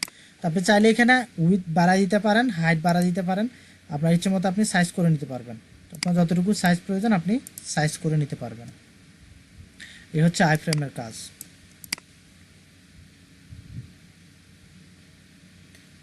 অ্যাডভান্স একটা কোড দেখাই। অ্যাডভান্স কোডটা হচ্ছে মার্কিও ট্যাগ সম্পর্কে সবার আইডিয়া আছে? মার্কিও ট্যাগ দেখছিলেন? দেখেন নাই? হ্যাঁ দেখানো হয়েছিল এর আগের দিনে। এর আগের দিন দেখাইছি যে। হ্যাঁ হ্যাঁ, এক সাইড থেকে আরেক সাইডে যায় লেখা ওঠে না। জি,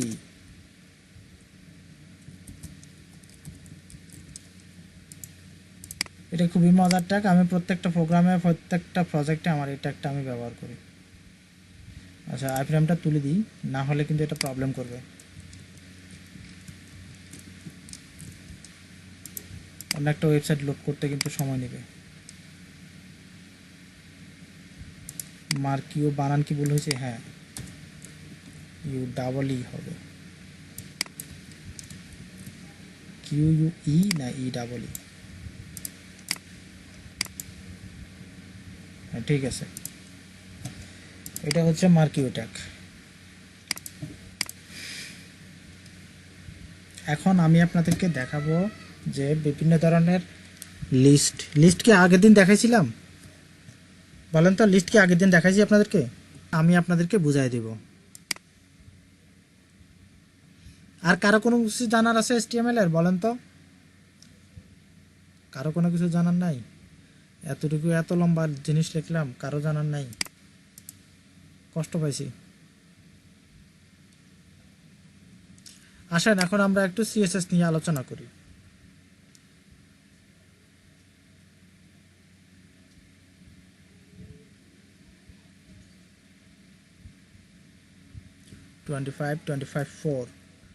CSS লেখার তিনটা নিয়ম আছে। CSS আমরা ইনলাইন স্টাইল করতে পারি। তিনটা নিয়ম। প্রথম নিয়মটা হচ্ছে আমাদের ট্যাগের ভিতরে ইনলাইন স্টাইল।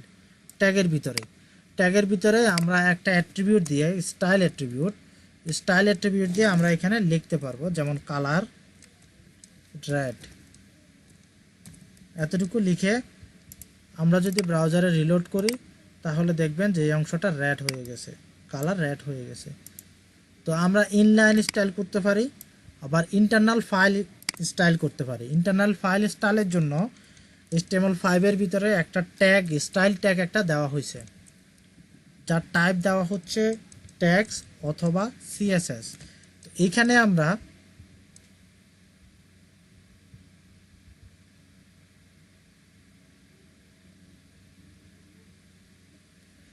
স্টাইল লিখতে পারবো। যেমন আমরা এখানে যতগুলো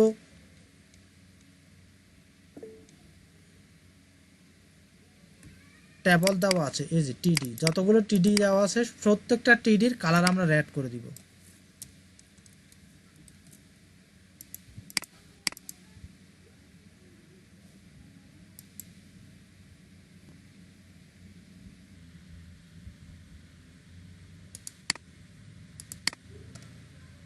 প্রত্যেকটা টিডির কালার আমরা রেড করে দিব। সেই ক্ষেত্রে আমাদেরকে এখানে লিখতে হবে টিডি এবং কার্লি ব্র্যাকেটের ভিতরে আমরা লিখব কালার রেড। এটা যদি আমরা ব্রাউজারে রিফ্রেশ করি তাহলে দেখবেন যে প্রত্যেকটা টিডির কালার রেড হয়ে যাচ্ছে। তা আমরা কি দুইভাবে অলরেডি শিখছি দুইভাবে স্টাইল করা যায়। প্রথম স্টাইলটা হচ্ছে ইনলাইন স্টাইল, লাইনের ভিতরে স্টাইল। আরেকটা হচ্ছে ইন ফাইল, মানে ফাইলের ভিতরে, ইন্টারনাল ফাইলের ভিতরে আমরা স্টাইল ট্যাগ দিয়ে স্টাইল করতে পারবো। আর একটা হচ্ছে এক্সটার্নাল ফাইল, মানে আলাদা ফাইল লিখে আলাদা ফাইলের ভিতরে আমরা স্টাইল করতে পারি। এখন দেখাবো যে কিভাবে আলাদা ফাইলের ভিতরে স্টাইল করা যায়। কোশ্চেন করেন। এইচটিএমএল এর ম্যাপ একটা HTML একটা ম্যাপ ট্যাগ আছে, ওই ম্যাপ ট্যাগটা কি কাজে ব্যবহার করা হয় এটা? মানে হ্যাঁ হ্যাঁ হ্যাঁ একটু বিস্তার প্রত্যেকটা টিডি আমাদের এখানে আমরা রেড কালার করে দিছি। তো আমরা চাইলে আমাদের এক্সটার্নাল ফাইল মানে আলাদা একটা ফাইলের ভিতরে লিখে সেই ফাইলটাকে এখানে ইনক্লুড করে আমি ওই ফাইলে যদি স্টাইল করি এখানে এই ফাইলে চেঞ্জ হয়ে যাবে, সেটা দেখাচ্ছি কিভাবে করতে হয়।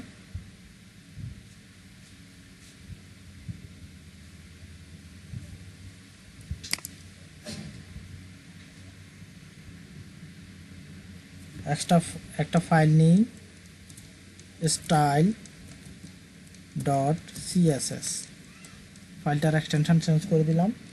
এখন এই ফাইলটাকে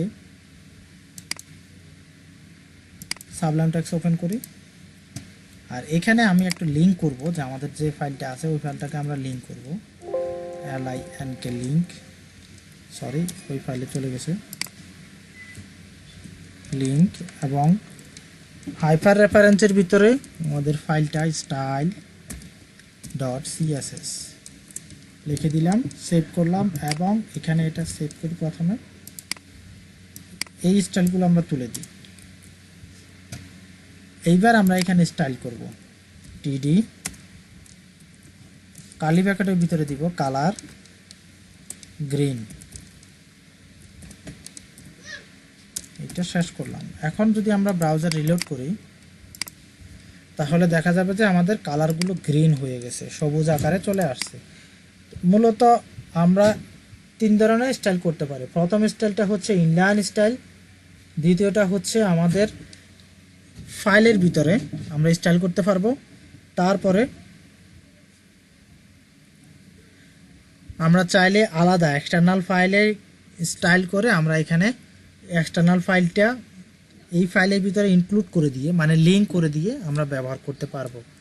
এইভাবে আমরা 3 ধরনের স্টাইল করে থাকি। স্টাইল সম্পর্কে আরও কিছু আলোচনা, আমি যখন আপনাদের সিনিয়রদের ক্লাস নিতে যাচ্ছি সিএসএস এর, তখন ওনারা কোশ্চেন করছিল যে ক্লাসটা হচ্ছে একটা গ্লোবালি, আমরা একটা ট্রিমিস্টারে আছি, সবাই মিলে একটা ব্যাচ নিয়ে একটা ক্লাস। সেটা আমি বুঝছি, উনি এই কোশ্চেনটা করছিল অবজেক্ট ওরিয়েন্টেড থেকে, কিন্তু এখানে ওইটার সাথে কোনো সম্পর্ক নাই, এটার সাথে ওইটার সাথে কোনো সম্পর্ক নাই, এই সম্পর্কটা সম্পূর্ণ আলাদা। এটা হচ্ছে ক্লাস হচ্ছে এবং আইডি দুটোটাই কিন্তু সেম। HTML এর জন্য ক্লাস এবং আইডি দুটোটাই সেম, দুইটাই শুধুমাত্র HTML এর অ্যাট্রিবিউট, এর থেকে বেশি কিছু না। দুইটাই HTML এর অ্যাট্রিবিউট, এর থেকে বেশি কিছু না। অবজেক্ট ওরিয়েন্টেডের ব্যাপারগুলো, অবজেক্ট ওরিয়েন্টেডের সংজ্ঞাগুলো HTML এর সাথে মিলাতে পারবেন না, কখনো মিলাবেনও না, মিলানোটা আপনার বুদ্ধিমানের কাজও না, এখানে মিলাতে পারবেন না, মিলাবেনও না।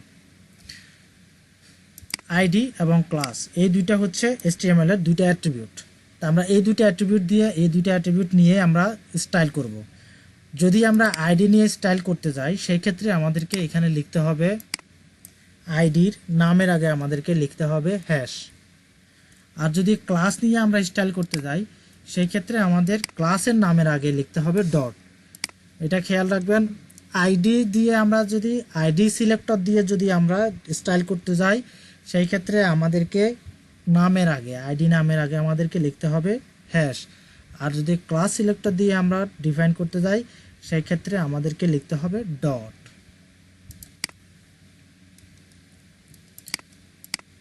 সিএসএস এর সিনট্যাক্সটা একটু আপনাদেরকে বুঝাই দিই। প্রথমে যেটা থাকে কার্লি ব্র্যাকেটের আগে যেটা থাকে এটা হচ্ছে সিলেক্টর, এইটা হচ্ছে সিলেক্টর, তারপরে এটা হচ্ছে প্রপার্টি, সিলেক্টরের প্রপার্টি। প্রথমটা হচ্ছে প্রপার্টি ডিফাইন, এরপরে হচ্ছে প্রপার্টি ভ্যালু। প্রথমটা হচ্ছে প্রপার্টি, এটা হচ্ছে ডিফাইন করা, আমরা যা ডিফাইন করতেছি সেটা, এটাকে বলা হয় সিলেক্টর সিএসএস এর, এটাকে সিলেক্টর বলে। এটা হচ্ছে প্রপার্টি এবং এটা হচ্ছে প্রপার্টি ভ্যালু। তো আমরা এখন এখানে সিলেক্টরটা দিব আইডি, আইডি দিয়ে আমরা সিএসএস সিলেক্ট করব। যেমন আমরা এখানে যদি গ্রিন লিখি, যে গ্রিন, আর এখানকার টিডিকে আমরা লিখব, সবগুলো কিন্তু এখন আপাতত আইডি দিয়ে লিখি, ইয়েলো। আচ্ছা ইয়েলো হলে বোঝা যাবে না, এইটা হবে রেড লিখি, এইটাকে একটা লিখি, আর বেশি দেখার দরকার নাই।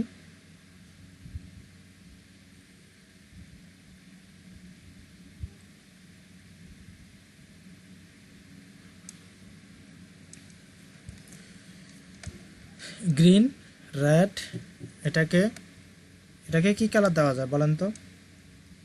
ইয়েলো দিই।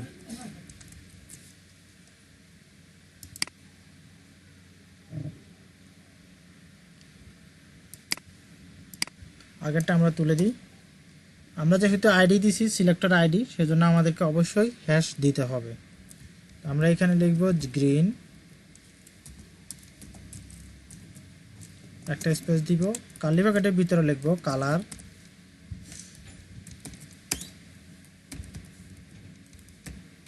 গ্রিন। তারপরে আমাদের আরেকটা আছে রেড,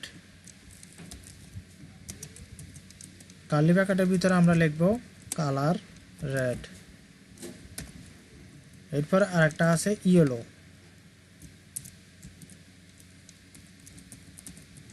ইয়েলো আমরা লিখে ফেলি কালার ইয়েলো।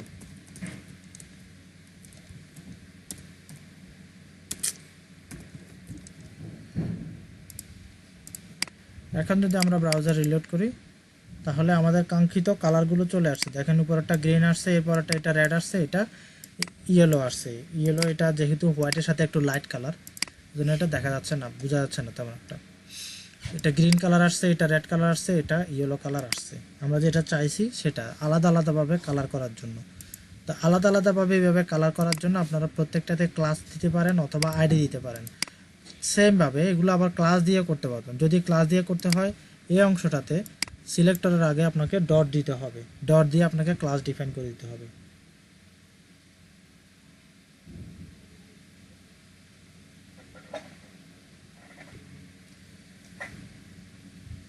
এই হচ্ছে সিএসএস এর কাজ। আমরা এখন দেখব কিভাবে ব্যাকগ্রাউন্ড চেঞ্জ করা হয়। আশা করি ব্যাকগ্রাউন্ড সবাই পারবেন।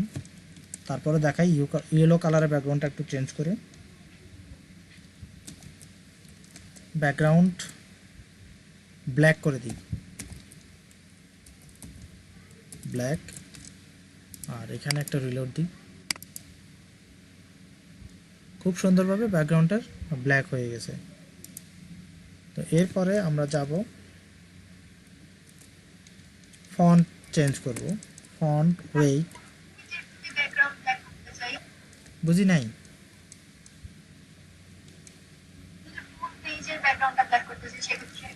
ফুল পেজের ব্যাকগ্রাউন্ডটা যদি আপনি চেঞ্জ করতে চান তাহলে আপনাকে বডি ট্যাগ দিয়ে আপনাকে সিলেক্ট করতে হবে। আপনার সিলেক্টরটা হবে বডি, এবং এখানে আপনি ব্যাকগ্রাউন্ড দিতে পারেন, এখানে আপনি ব্ল্যাক দিতে পারেন। ব্ল্যাক দিলাম আপাতত এতটুকুই। রিলোড করুন তাহলে ফুল পেজের ব্যাকগ্রাউন্ডটা ব্ল্যাক হয়ে গেছে, কোনো কিছু দেখা যাচ্ছে না, কারণ লেখাগুলো সবগুলো ব্ল্যাক আকারের। এই লেখাগুলো সবগুলো ব্ল্যাক, এজন্য দেখা যাচ্ছে না। এইভাবে চাইলে আপনি ফুল পেজের ব্যাকগ্রাউন্ড চেঞ্জ করতে পারেন। আমরা যখন একটা টেমপ্লেট নিয়ে কাজ করব তখন কিন্তু দেখতে পাবেন যে কীভাবে চেঞ্জ করতে হয়। আর হচ্ছে কালার চেঞ্জ, বিভিন্ন কালারের জন্য, বিভিন্ন কালার ডিফাইন করার জন্য বা কালার ধরার জন্য আমাদের হেক্সাডেসিমাল কোড কালার ব্যবহার করা হয়ে থাকে। কোনটা একটু পরে দেখাই। আমরা কালার নিয়ে আগে আলোচনা করি। কালার নিয়ে কাজ করার জন্য বা কালার নিয়ে বিভিন্ন রকম কালার কোড দেখার জন্য কালার কোডটা হচ্ছে হেক্সাডেসিমাল কোড। হেক্সাডেসিমাল কোড যেরকম 6টা সংখ্যা দিয়ে লেখা হয়, এখানে কালার কোডটাও 6টা সংখ্যা দিয়ে লেখা হয়। সবসময় মনে রাখবেন যে কালার কোডটা সবসময় 6 অঙ্কে লেখা হয়। কালার কোডটা হেক্সাডেসিমাল দিয়েই লেখা হয়, হেক্সাডেসিমাল কোড। আমরা কিভাবে বুঝবো যে কোন কালার কোডটা কী রকম? যেমন মনে করেন এখানে একটা কালার দেওয়া আছে, স্টপ প্রেজেন্টিং এর নিচে একটা কালার দেওয়া আছে। আচ্ছা এটা না, আমরা অন্য একটা দেখাই, যে কোনো একটা কালার। মনে করেন এখানে অনেকগুলো কালার দেওয়া আছে, এই কালারটা কি কালার আমি জানি না, গ্রিন না অন্য কোনো কিছু আমি জানি না। এই কালার কোডটা ধরার জন্য আমরা প্রথমে গুগল থেকে পিকজিটা ডাউনলোড করব। google.com, গুগল স্যারকে জিজ্ঞেস করব যে পিকজি কোড থেকে ডাউনলোড করা যায়।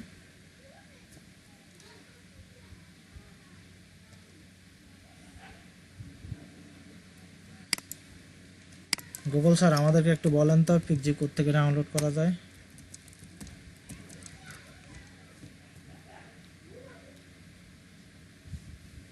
আচ্ছা স্যার, সিএসএস এর ফাইলটাই কমেন্ট করা যায় না?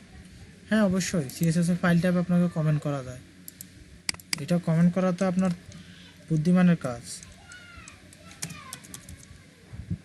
আমার হচ্ছে না দেখুন। //// ফরওয়ার্ড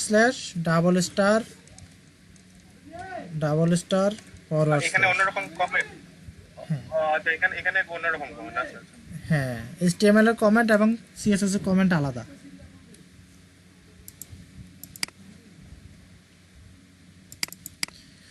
পিজি কালার পিকার দিই।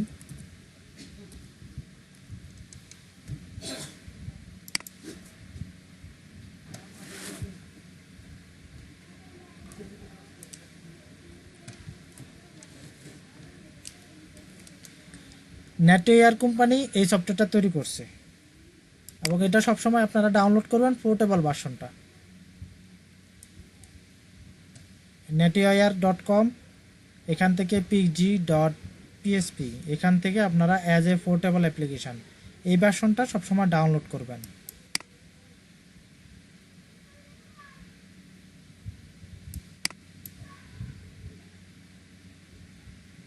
ডাউনলোড করার পরে জাস্ট এখানে ক্লিক করলে আপনার এই সফটওয়্যারটা ওপেন হয়ে যাবে। শুধুমাত্র এখানে ক্লিক করলে হয়ে যাবে, সফটওয়্যারটা ওপেন হয়ে যাবে। এখনও মনে হয় সম্পূর্ণরূপে ডাউনলোড হয়নি।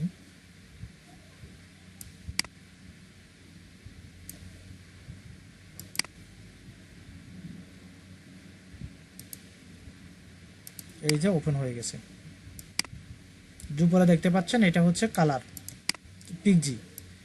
তো পিকজিতে আমরা একটু রিলোড করি।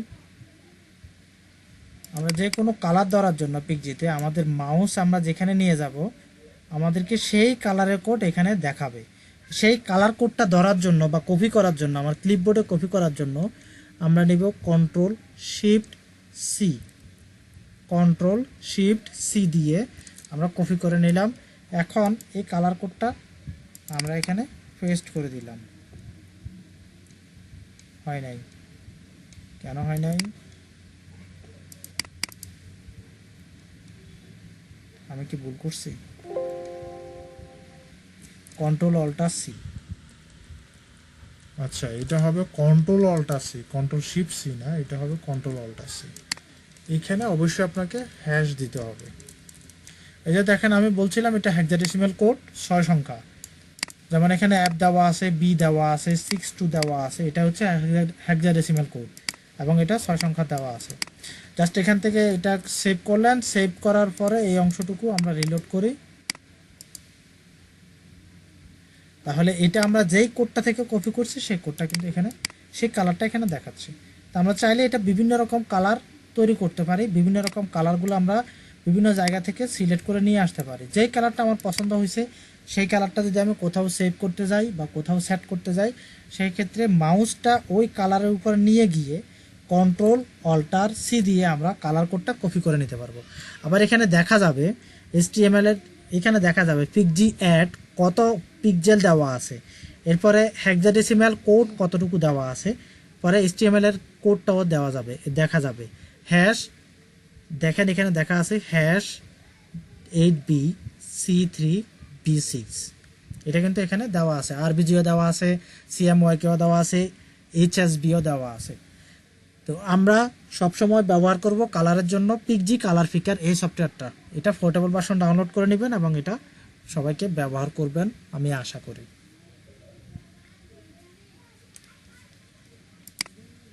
আমরা কি নামাজের জন্য একসাথে ব্রেক দিই? তা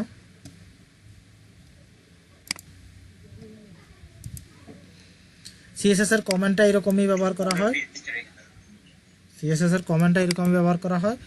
এখন আমরা বিভিন্ন ফন্টের বিভিন্ন প্রপার্টি সম্পর্কে আলোচনা করব। ফন্ট প্রপার্টিগুলো কি কি এবং ফন্টে কি কি ব্যবহার করা হয়। প্রথমে ফন্ট সাইজ দিলাম। ফন্ট সাইজ দিয়ে এখানে যদি আমরা 19 পিক্সেল দিই, এই ইয়েলো ট্যাগের যে কোডটা আছে সেটা ইয়েলো ট্যাগ কোনটাতে আছে? এইটা 02। তাহলে দেখবেন 02টা কিন্তু 19 ফন্টে চলে আসবে। 02 এই যে 19 ফন্টে চলে আসছে, মানে অন্যান্য থেকে সাইজ কিন্তু বড় হয়ে গেছে। অন্যান্যগুলো সাইজ 14তে মনে হয় দেওয়া আছে, দেখি তো একটু। হ্যাঁ, অন্যান্যগুলো সাইজ 14তে দেওয়া আছে, এই সাইজটা আবার 19-এ হয়ে গেছে। তো আমরা চাইলে এখান থেকে বাড়াইতে পারবো, ফন্ট সাইজের মাধ্যমে বাড়াইতে পারবো, আবার কমাইতে পারবো। স্টাইলের ভিতরে এইভাবে ফন্ট সাইজ দিয়ে আমরা এখানে 20 দিতে পারবো, 22 দিতে পারবো। চাইলে আবার এখান থেকে বাড়তি অন্যান্য রকম বাড়তিও করতে পারবো। আবার চাইলে এখান থেকে আমরা 8 পিক্সেলও দিতে পারি, 10 পিক্সেলও দিতে পারি। আমাদের মন মতো আমরা সাইজ করতে পারবো।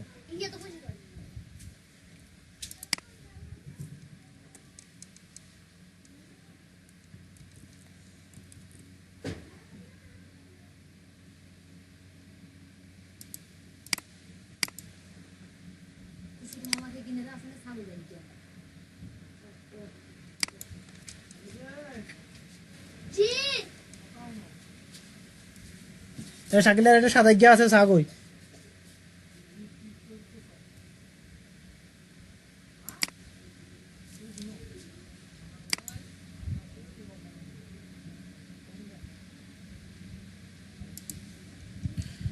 এইবার আমরা দেখব font weight. Font weight bold. যদি আমাদের এই ফন্টটা যদি আমরা বোল্ড করতে যাই, সেই ক্ষেত্রে আচ্ছা এইটা করব না, আমরা অন্য একটা করি, অথবা ব্যাকগ্রাউন্ডটা আমরা তুলে দিই, তাহলে খুব সহজে বুঝতে পারবো। আর এটার ফন্ট সাইজটা একটু কমাই দিই, ইয়েলো ব্যাকগ্রাউন্ডটাও তুলে দিই। হ্যাঁ, এখন আমরা বুঝতে পারবো যে আমাদের এটা বোল্ড হয়েছে কিনা। দেখেন এই ফন্ট ওয়েটটা কিন্তু বোল্ড হয়ে গেছে। তো আমরা চাইলে এই অংশটা বি ট্যাগ দিয়েও কিন্তু বোল্ড করতে পারতাম। HTML ট্যাগ বি, এটা দিয়েও কিন্তু আমরা চাইলে বোল্ড করতে পারতাম। এভাবেও কিন্তু বোল্ড করা যায়। তা আমরা এইভাবে না করে আমরা স্টাইল দিয়েও চাইলে বোল্ড করতে পারবো। আমাদের মতো করে আমরা সাজিয়ে আমরা স্টাইল দিয়েও বোল্ড করতে পারবো। স্টাইল দিয়ে বোল্ড করার জন্য ফন্ট ওয়েট বোল্ড এভাবে লিখতে হয়। এরপরে আমরা যদি ফন্ট ফ্যামিলিটা চেঞ্জ করতে যাই, ফন্ট ফ্যামিলি FA ফ্যামিলি, এখানে আমরা অ্যারিয়াল লিখবো। আচ্ছা এটা কোন ফন্টে আছে এখন দেখি, টাইমস নিউ রোমানে দেওয়া আছে। আর আমরা এটাকে অ্যারিয়ালে নিয়ে আসি, অ্যারিয়াল সেভ করলাম, সেভ করে রিলোড করলাম। দেখেন এটা কিন্তু ফন্ট ফ্যামিলি অ্যারিয়ালে চলে আসছে। আমরা যদি অন্য কোনো ফন্ট ফ্যামিলি লিখি, যেমন মনোটাইপ কার্সিভা, মনোটাইপ কার্সিভা, এটা মনে হয় স্পেলিং ভুল হয়েছে, এটা স্পেলিং ভুল হয়েছে, কার্সিভা CO।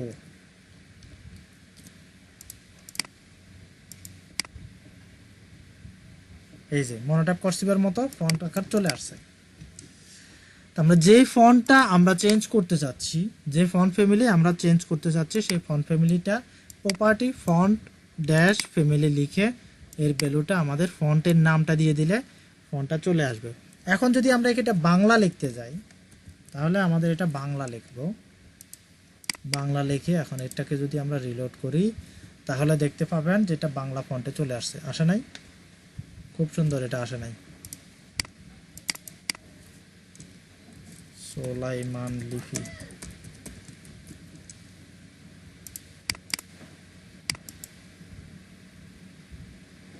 আচ্ছা এটা কোনো প্রবলেম হচ্ছে, এটা বাংলা না আসার কারণটা কি? বাংলা না আসার কারণটা কি? বাংলা তো চলে আসার কথা। প্রবলেম কি এটা বাংলা আসতেছে না কেন? যাই হোক, এটা ইউনিট ফন্ট। আচ্ছা, সবচেয়ে বড় প্রবলেম হচ্ছে আমাদের এই ফাইলটার ল্যাঙ্গুয়েজ আমরা চেঞ্জ করে নাই। এটাকে ল্যাঙ্গুয়েজ চেঞ্জ করতে হবে ইউনিকোড ফন্টে, তারপর এটাকে বাংলা লেখা যাবে। এটাই হচ্ছে প্রবলেম। এই হচ্ছে ফন্ট প্রপার্টির বিভিন্ন ধরনের স্টাইল, বিভিন্ন ধরনের কাজ। চাইলে আপনারা আরও কিছু দেখতে পারেন। এখানে শুধুমাত্র ফন্ট লিখবেন, সবগুলো প্রপার্টি এখানে দেখা যাবে। ওয়েট, সাইজ, ফ্যামিলি, কার্নিং, ফন্ট স্টাইলটা দেখা যাবে। তারপরে এখানে আপনারা স্টেজ দেখতে পাবেন, ভেরিয়েন্ট দেখতে পাবেন, variant cap, size adjust, variant numbering, এগুলো সবগুলো প্রপার্টি আপনি এখানে দেখতে পাবেন। চাইলে যে কোনো প্রপার্টি আপনারা ব্যবহার করতে পারেন, যে কোনো প্রপার্টি আপনি এখান থেকে ব্যবহার করতে পারবেন। কেউ কি আমার সাথে প্র্যাকটিস করতেছেন?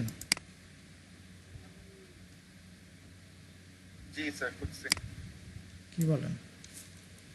তো প্রথম মনে হয় আপনাকে পাইছি যিনি প্র্যাকটিস করতেছেন।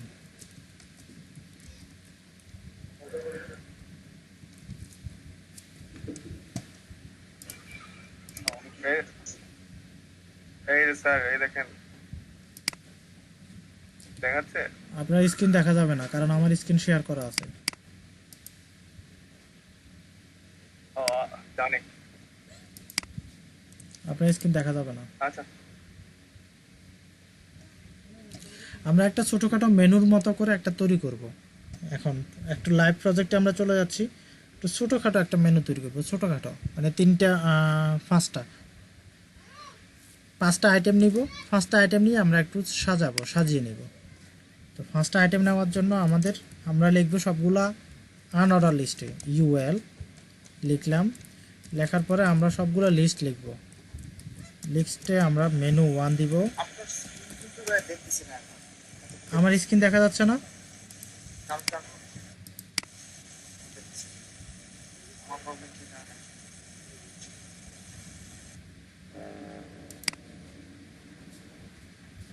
আমার স্ক্রিনটা কি দেখা যাচ্ছে? আমার তো স্ক্রিন দেখা যাওয়ার কথা।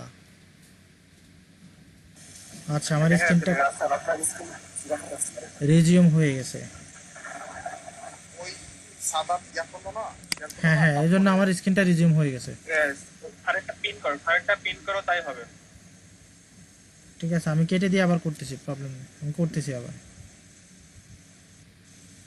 করলে তো শুধু একটা স্ক্রিন সই করতেছি তো বড় না। তাই দুইটা আছে, একটা দেখো।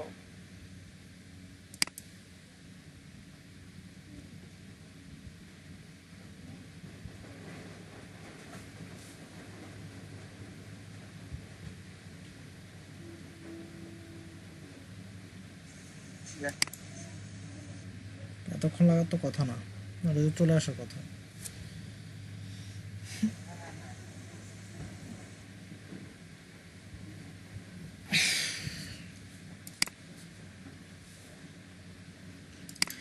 এখন কি আসছে, দেখা যাচ্ছে? হ্যাঁ ভাই এখন দেখা যাচ্ছে দেখতে আর যাচ্ছে যাচ্ছে যাচ্ছে। জসিম স্যার? না স্যার, আগামী মাস থেকে, এটা আগামী মাস থেকে দিবে বলছে। ও স্যার, এইটা দিবে বলছে, তবে আমি এখন থেকে ওনাকে এই 750 করে দিই, এখন থেকেই, মানে আজকে থেকে ওনাকে 750 করে দিব বলছি। এখন দিবে না না দিবে সেটা জানি না, তবে হিসাবে আমি ওভাবে দিব, মানলে মানবে, না মানলে নাই। তবে মেয়ে কি কথা বলে যে কাজ করবো না না করবো, এটা আমার সাথে কালকে অনেক ঝগড়া করছে। পোলাপান মেয়ে 500 টাকা দিয়ে মেয়ে কাজ করে, তো পারে, অনেকে বলছে 500 টাকা দিয়ে কাজ করতে পারে। তো 500 টাকা দিয়ে যদি, অনেকেই করায় 500 টাকা দিয়ে, তো 500 টাকা দিয়ে যদি করায় তাহলে আমরা এজেন্ট হয়ে লাভটা কি হলো? তো এই জন্য ওনার সাথে কালকে একটু ঝগড়া করছি। তো তো উনি বলছে আচ্ছা ঠিক আছে, সেটা কালকে আপনাকে হ্যালো জানাবো। স্যারের কথা শোনা যাচ্ছে না। তো আমি ওইভাবে 750 করে দিব। আমরাও শুনি না, আমি শুনছি শুনছো? না আচ্ছা আচ্ছা। কখনো ওটা প্রবলেম নাই, আপনি দিতে পারেন। 500 দিলেও হবে, 400 করে দিলেও হবে। আমি কিন্তু আজকে থেকে 750 করে দিব। আর আমি প্রত্যেকদিন যেভাবে কাজ দিই, কেমন গতকালকে আমি 29টা কাজ দিছি, আসলে ভাই বুঝছেন? 29টা কাজ দিছি, 29টা কাজ দিছি। তো উনি আমার কথা মানবে বলে আমি আশা করি।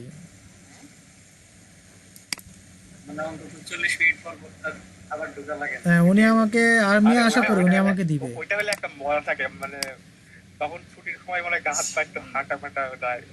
ও বাবা হ্যাঁ করে, আমি যখনই বলি, মনে করেন আমি যদি 8টা বাজে কাজ দিই, এই 10টা 10:30টার ভিতরে আমি সবগুলো কাজ পেয়ে যাই।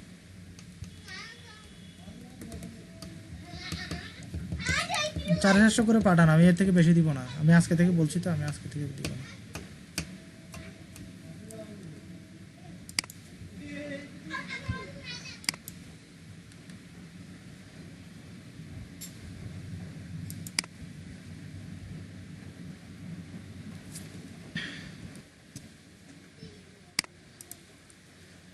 এখন আমরা এই মেনুগুলোকে আড়াআড়িতে নিয়ে আসব। যদি মেনুগুলোকে আমাদের আড়াআড়িতে নিয়ে আসতে হয় তাহলে আমরা একটু স্টাইল করব, UL, এটা আমরা লিখে রাখছি। তারপরে লিখব LI, LI তে আমরা স্টাইল করি ফ্লট লেফট। ফ্লট লেফট দেওয়ার পরে ভাই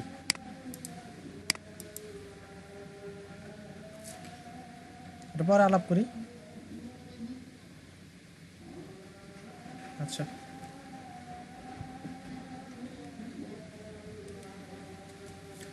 আমরা এখন লেফট থেকে নিয়ে আসছি। হ্যাঁ, লেফট থেকে আমরা নিয়ে আসছি।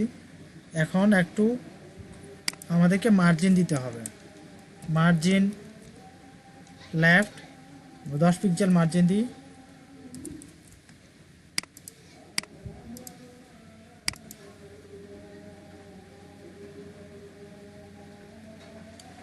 দশ পিক্সেল মার্জিন দিয়েছি, কিন্তু আমাদের এই ডটগুলো রয়ে গেছে। আজানের জন্য একটু অপেক্ষা করি, আজানটা শেষ হোক।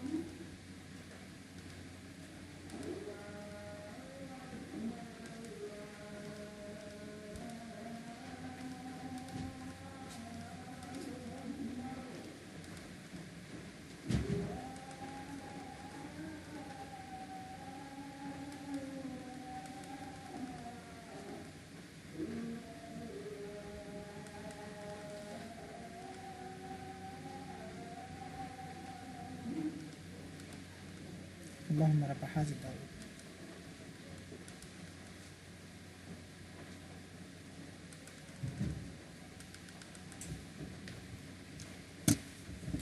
কোশ্চেনটা কি আর এসে পালন করছিলেন?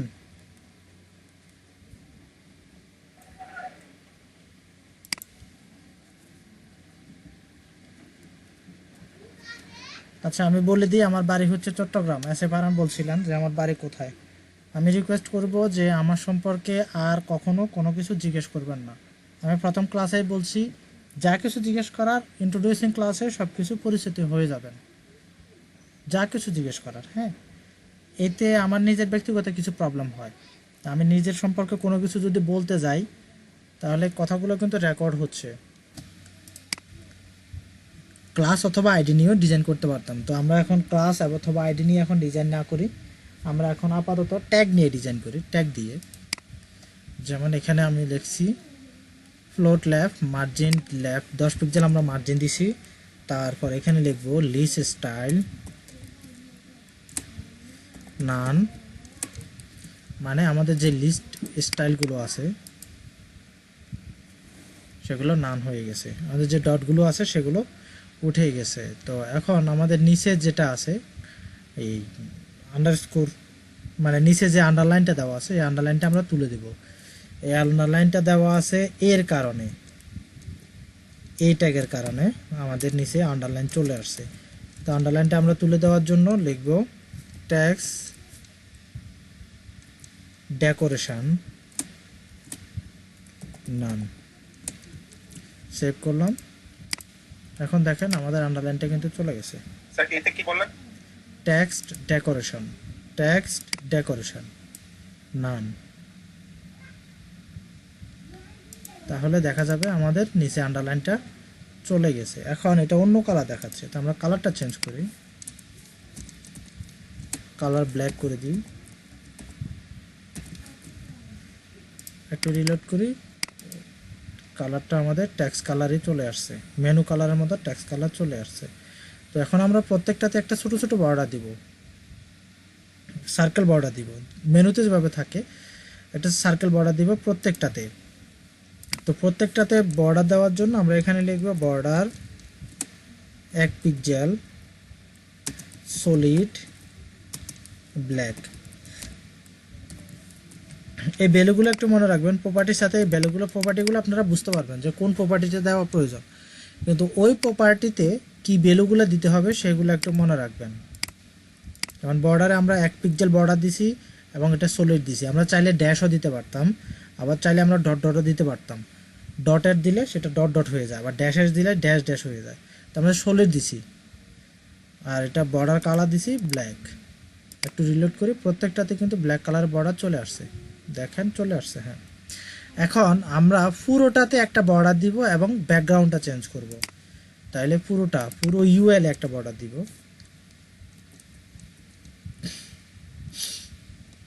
Border 1 pixel ড্যাশেস black.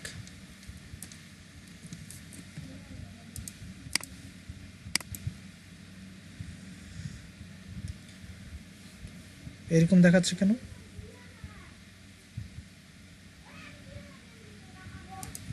আচ্ছা, এটা স্টাইলে problem. Display inline block,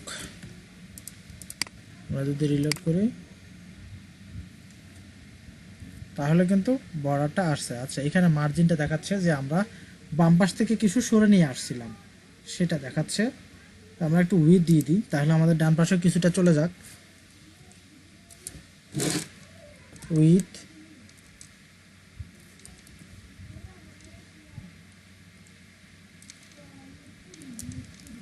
500 pixel আপাতত দিই, পরে লাগলে বাড়ায় নিব।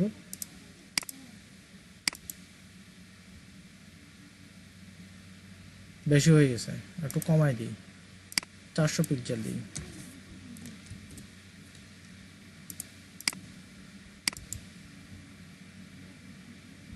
আপাতত ঠিক আছে, আর একটু কমানোর প্রয়োজন আছে অবশ্য, আর একটু কমাই দিই, 340 পিক্সেল দিই।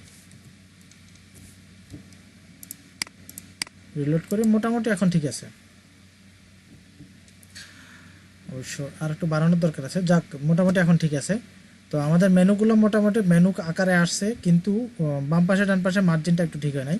আমরা ইউএল এর একটা ব্যাকগ্রাউন্ড দিব, ইউএল এর ভিতরে একটা ব্যাকগ্রাউন্ড দিতে যাচ্ছি। ব্যাকগ্রাউন্ডটা আমরা একটু লাইট ওয়েট ব্যাকগ্রাউন্ড দিব, কারণ আমাদের ট্যাক্সগুলো ব্ল্যাক কালারের, এই জন্য আমরা এই ব্যাকগ্রাউন্ডটা দিতে পারি। এই ব্যাকগ্রাউন্ডটা আমরা ব্যবহার করব। কন্ট্রোল অল্টার সি আমরা কপি করলাম, কপি করার পরে এখানে একটা ব্যাকগ্রাউন্ড দিই, ব্যাকগ্রাউন্ড হ্যাশ কপি করলাম, পেস্ট, সেভ করলাম। এখন রিলোড করি।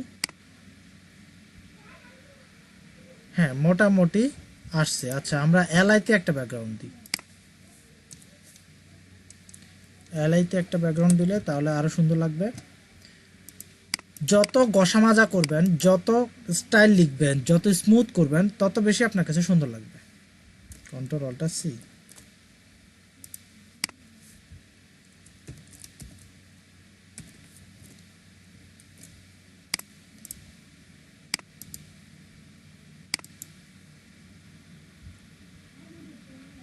মোটামুটি আসছে। আচ্ছা, এটাকে আমরা আরো ব্ল্যাক করে দিই।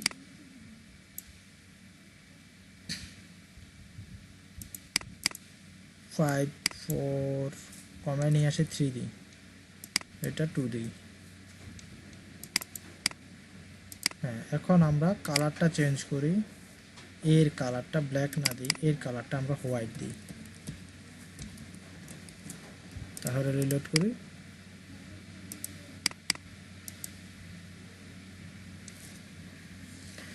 সিম্পল একটা মেনু তৈরি করলাম, একেবারে সিম্পল একটা মেনু তৈরি করলাম।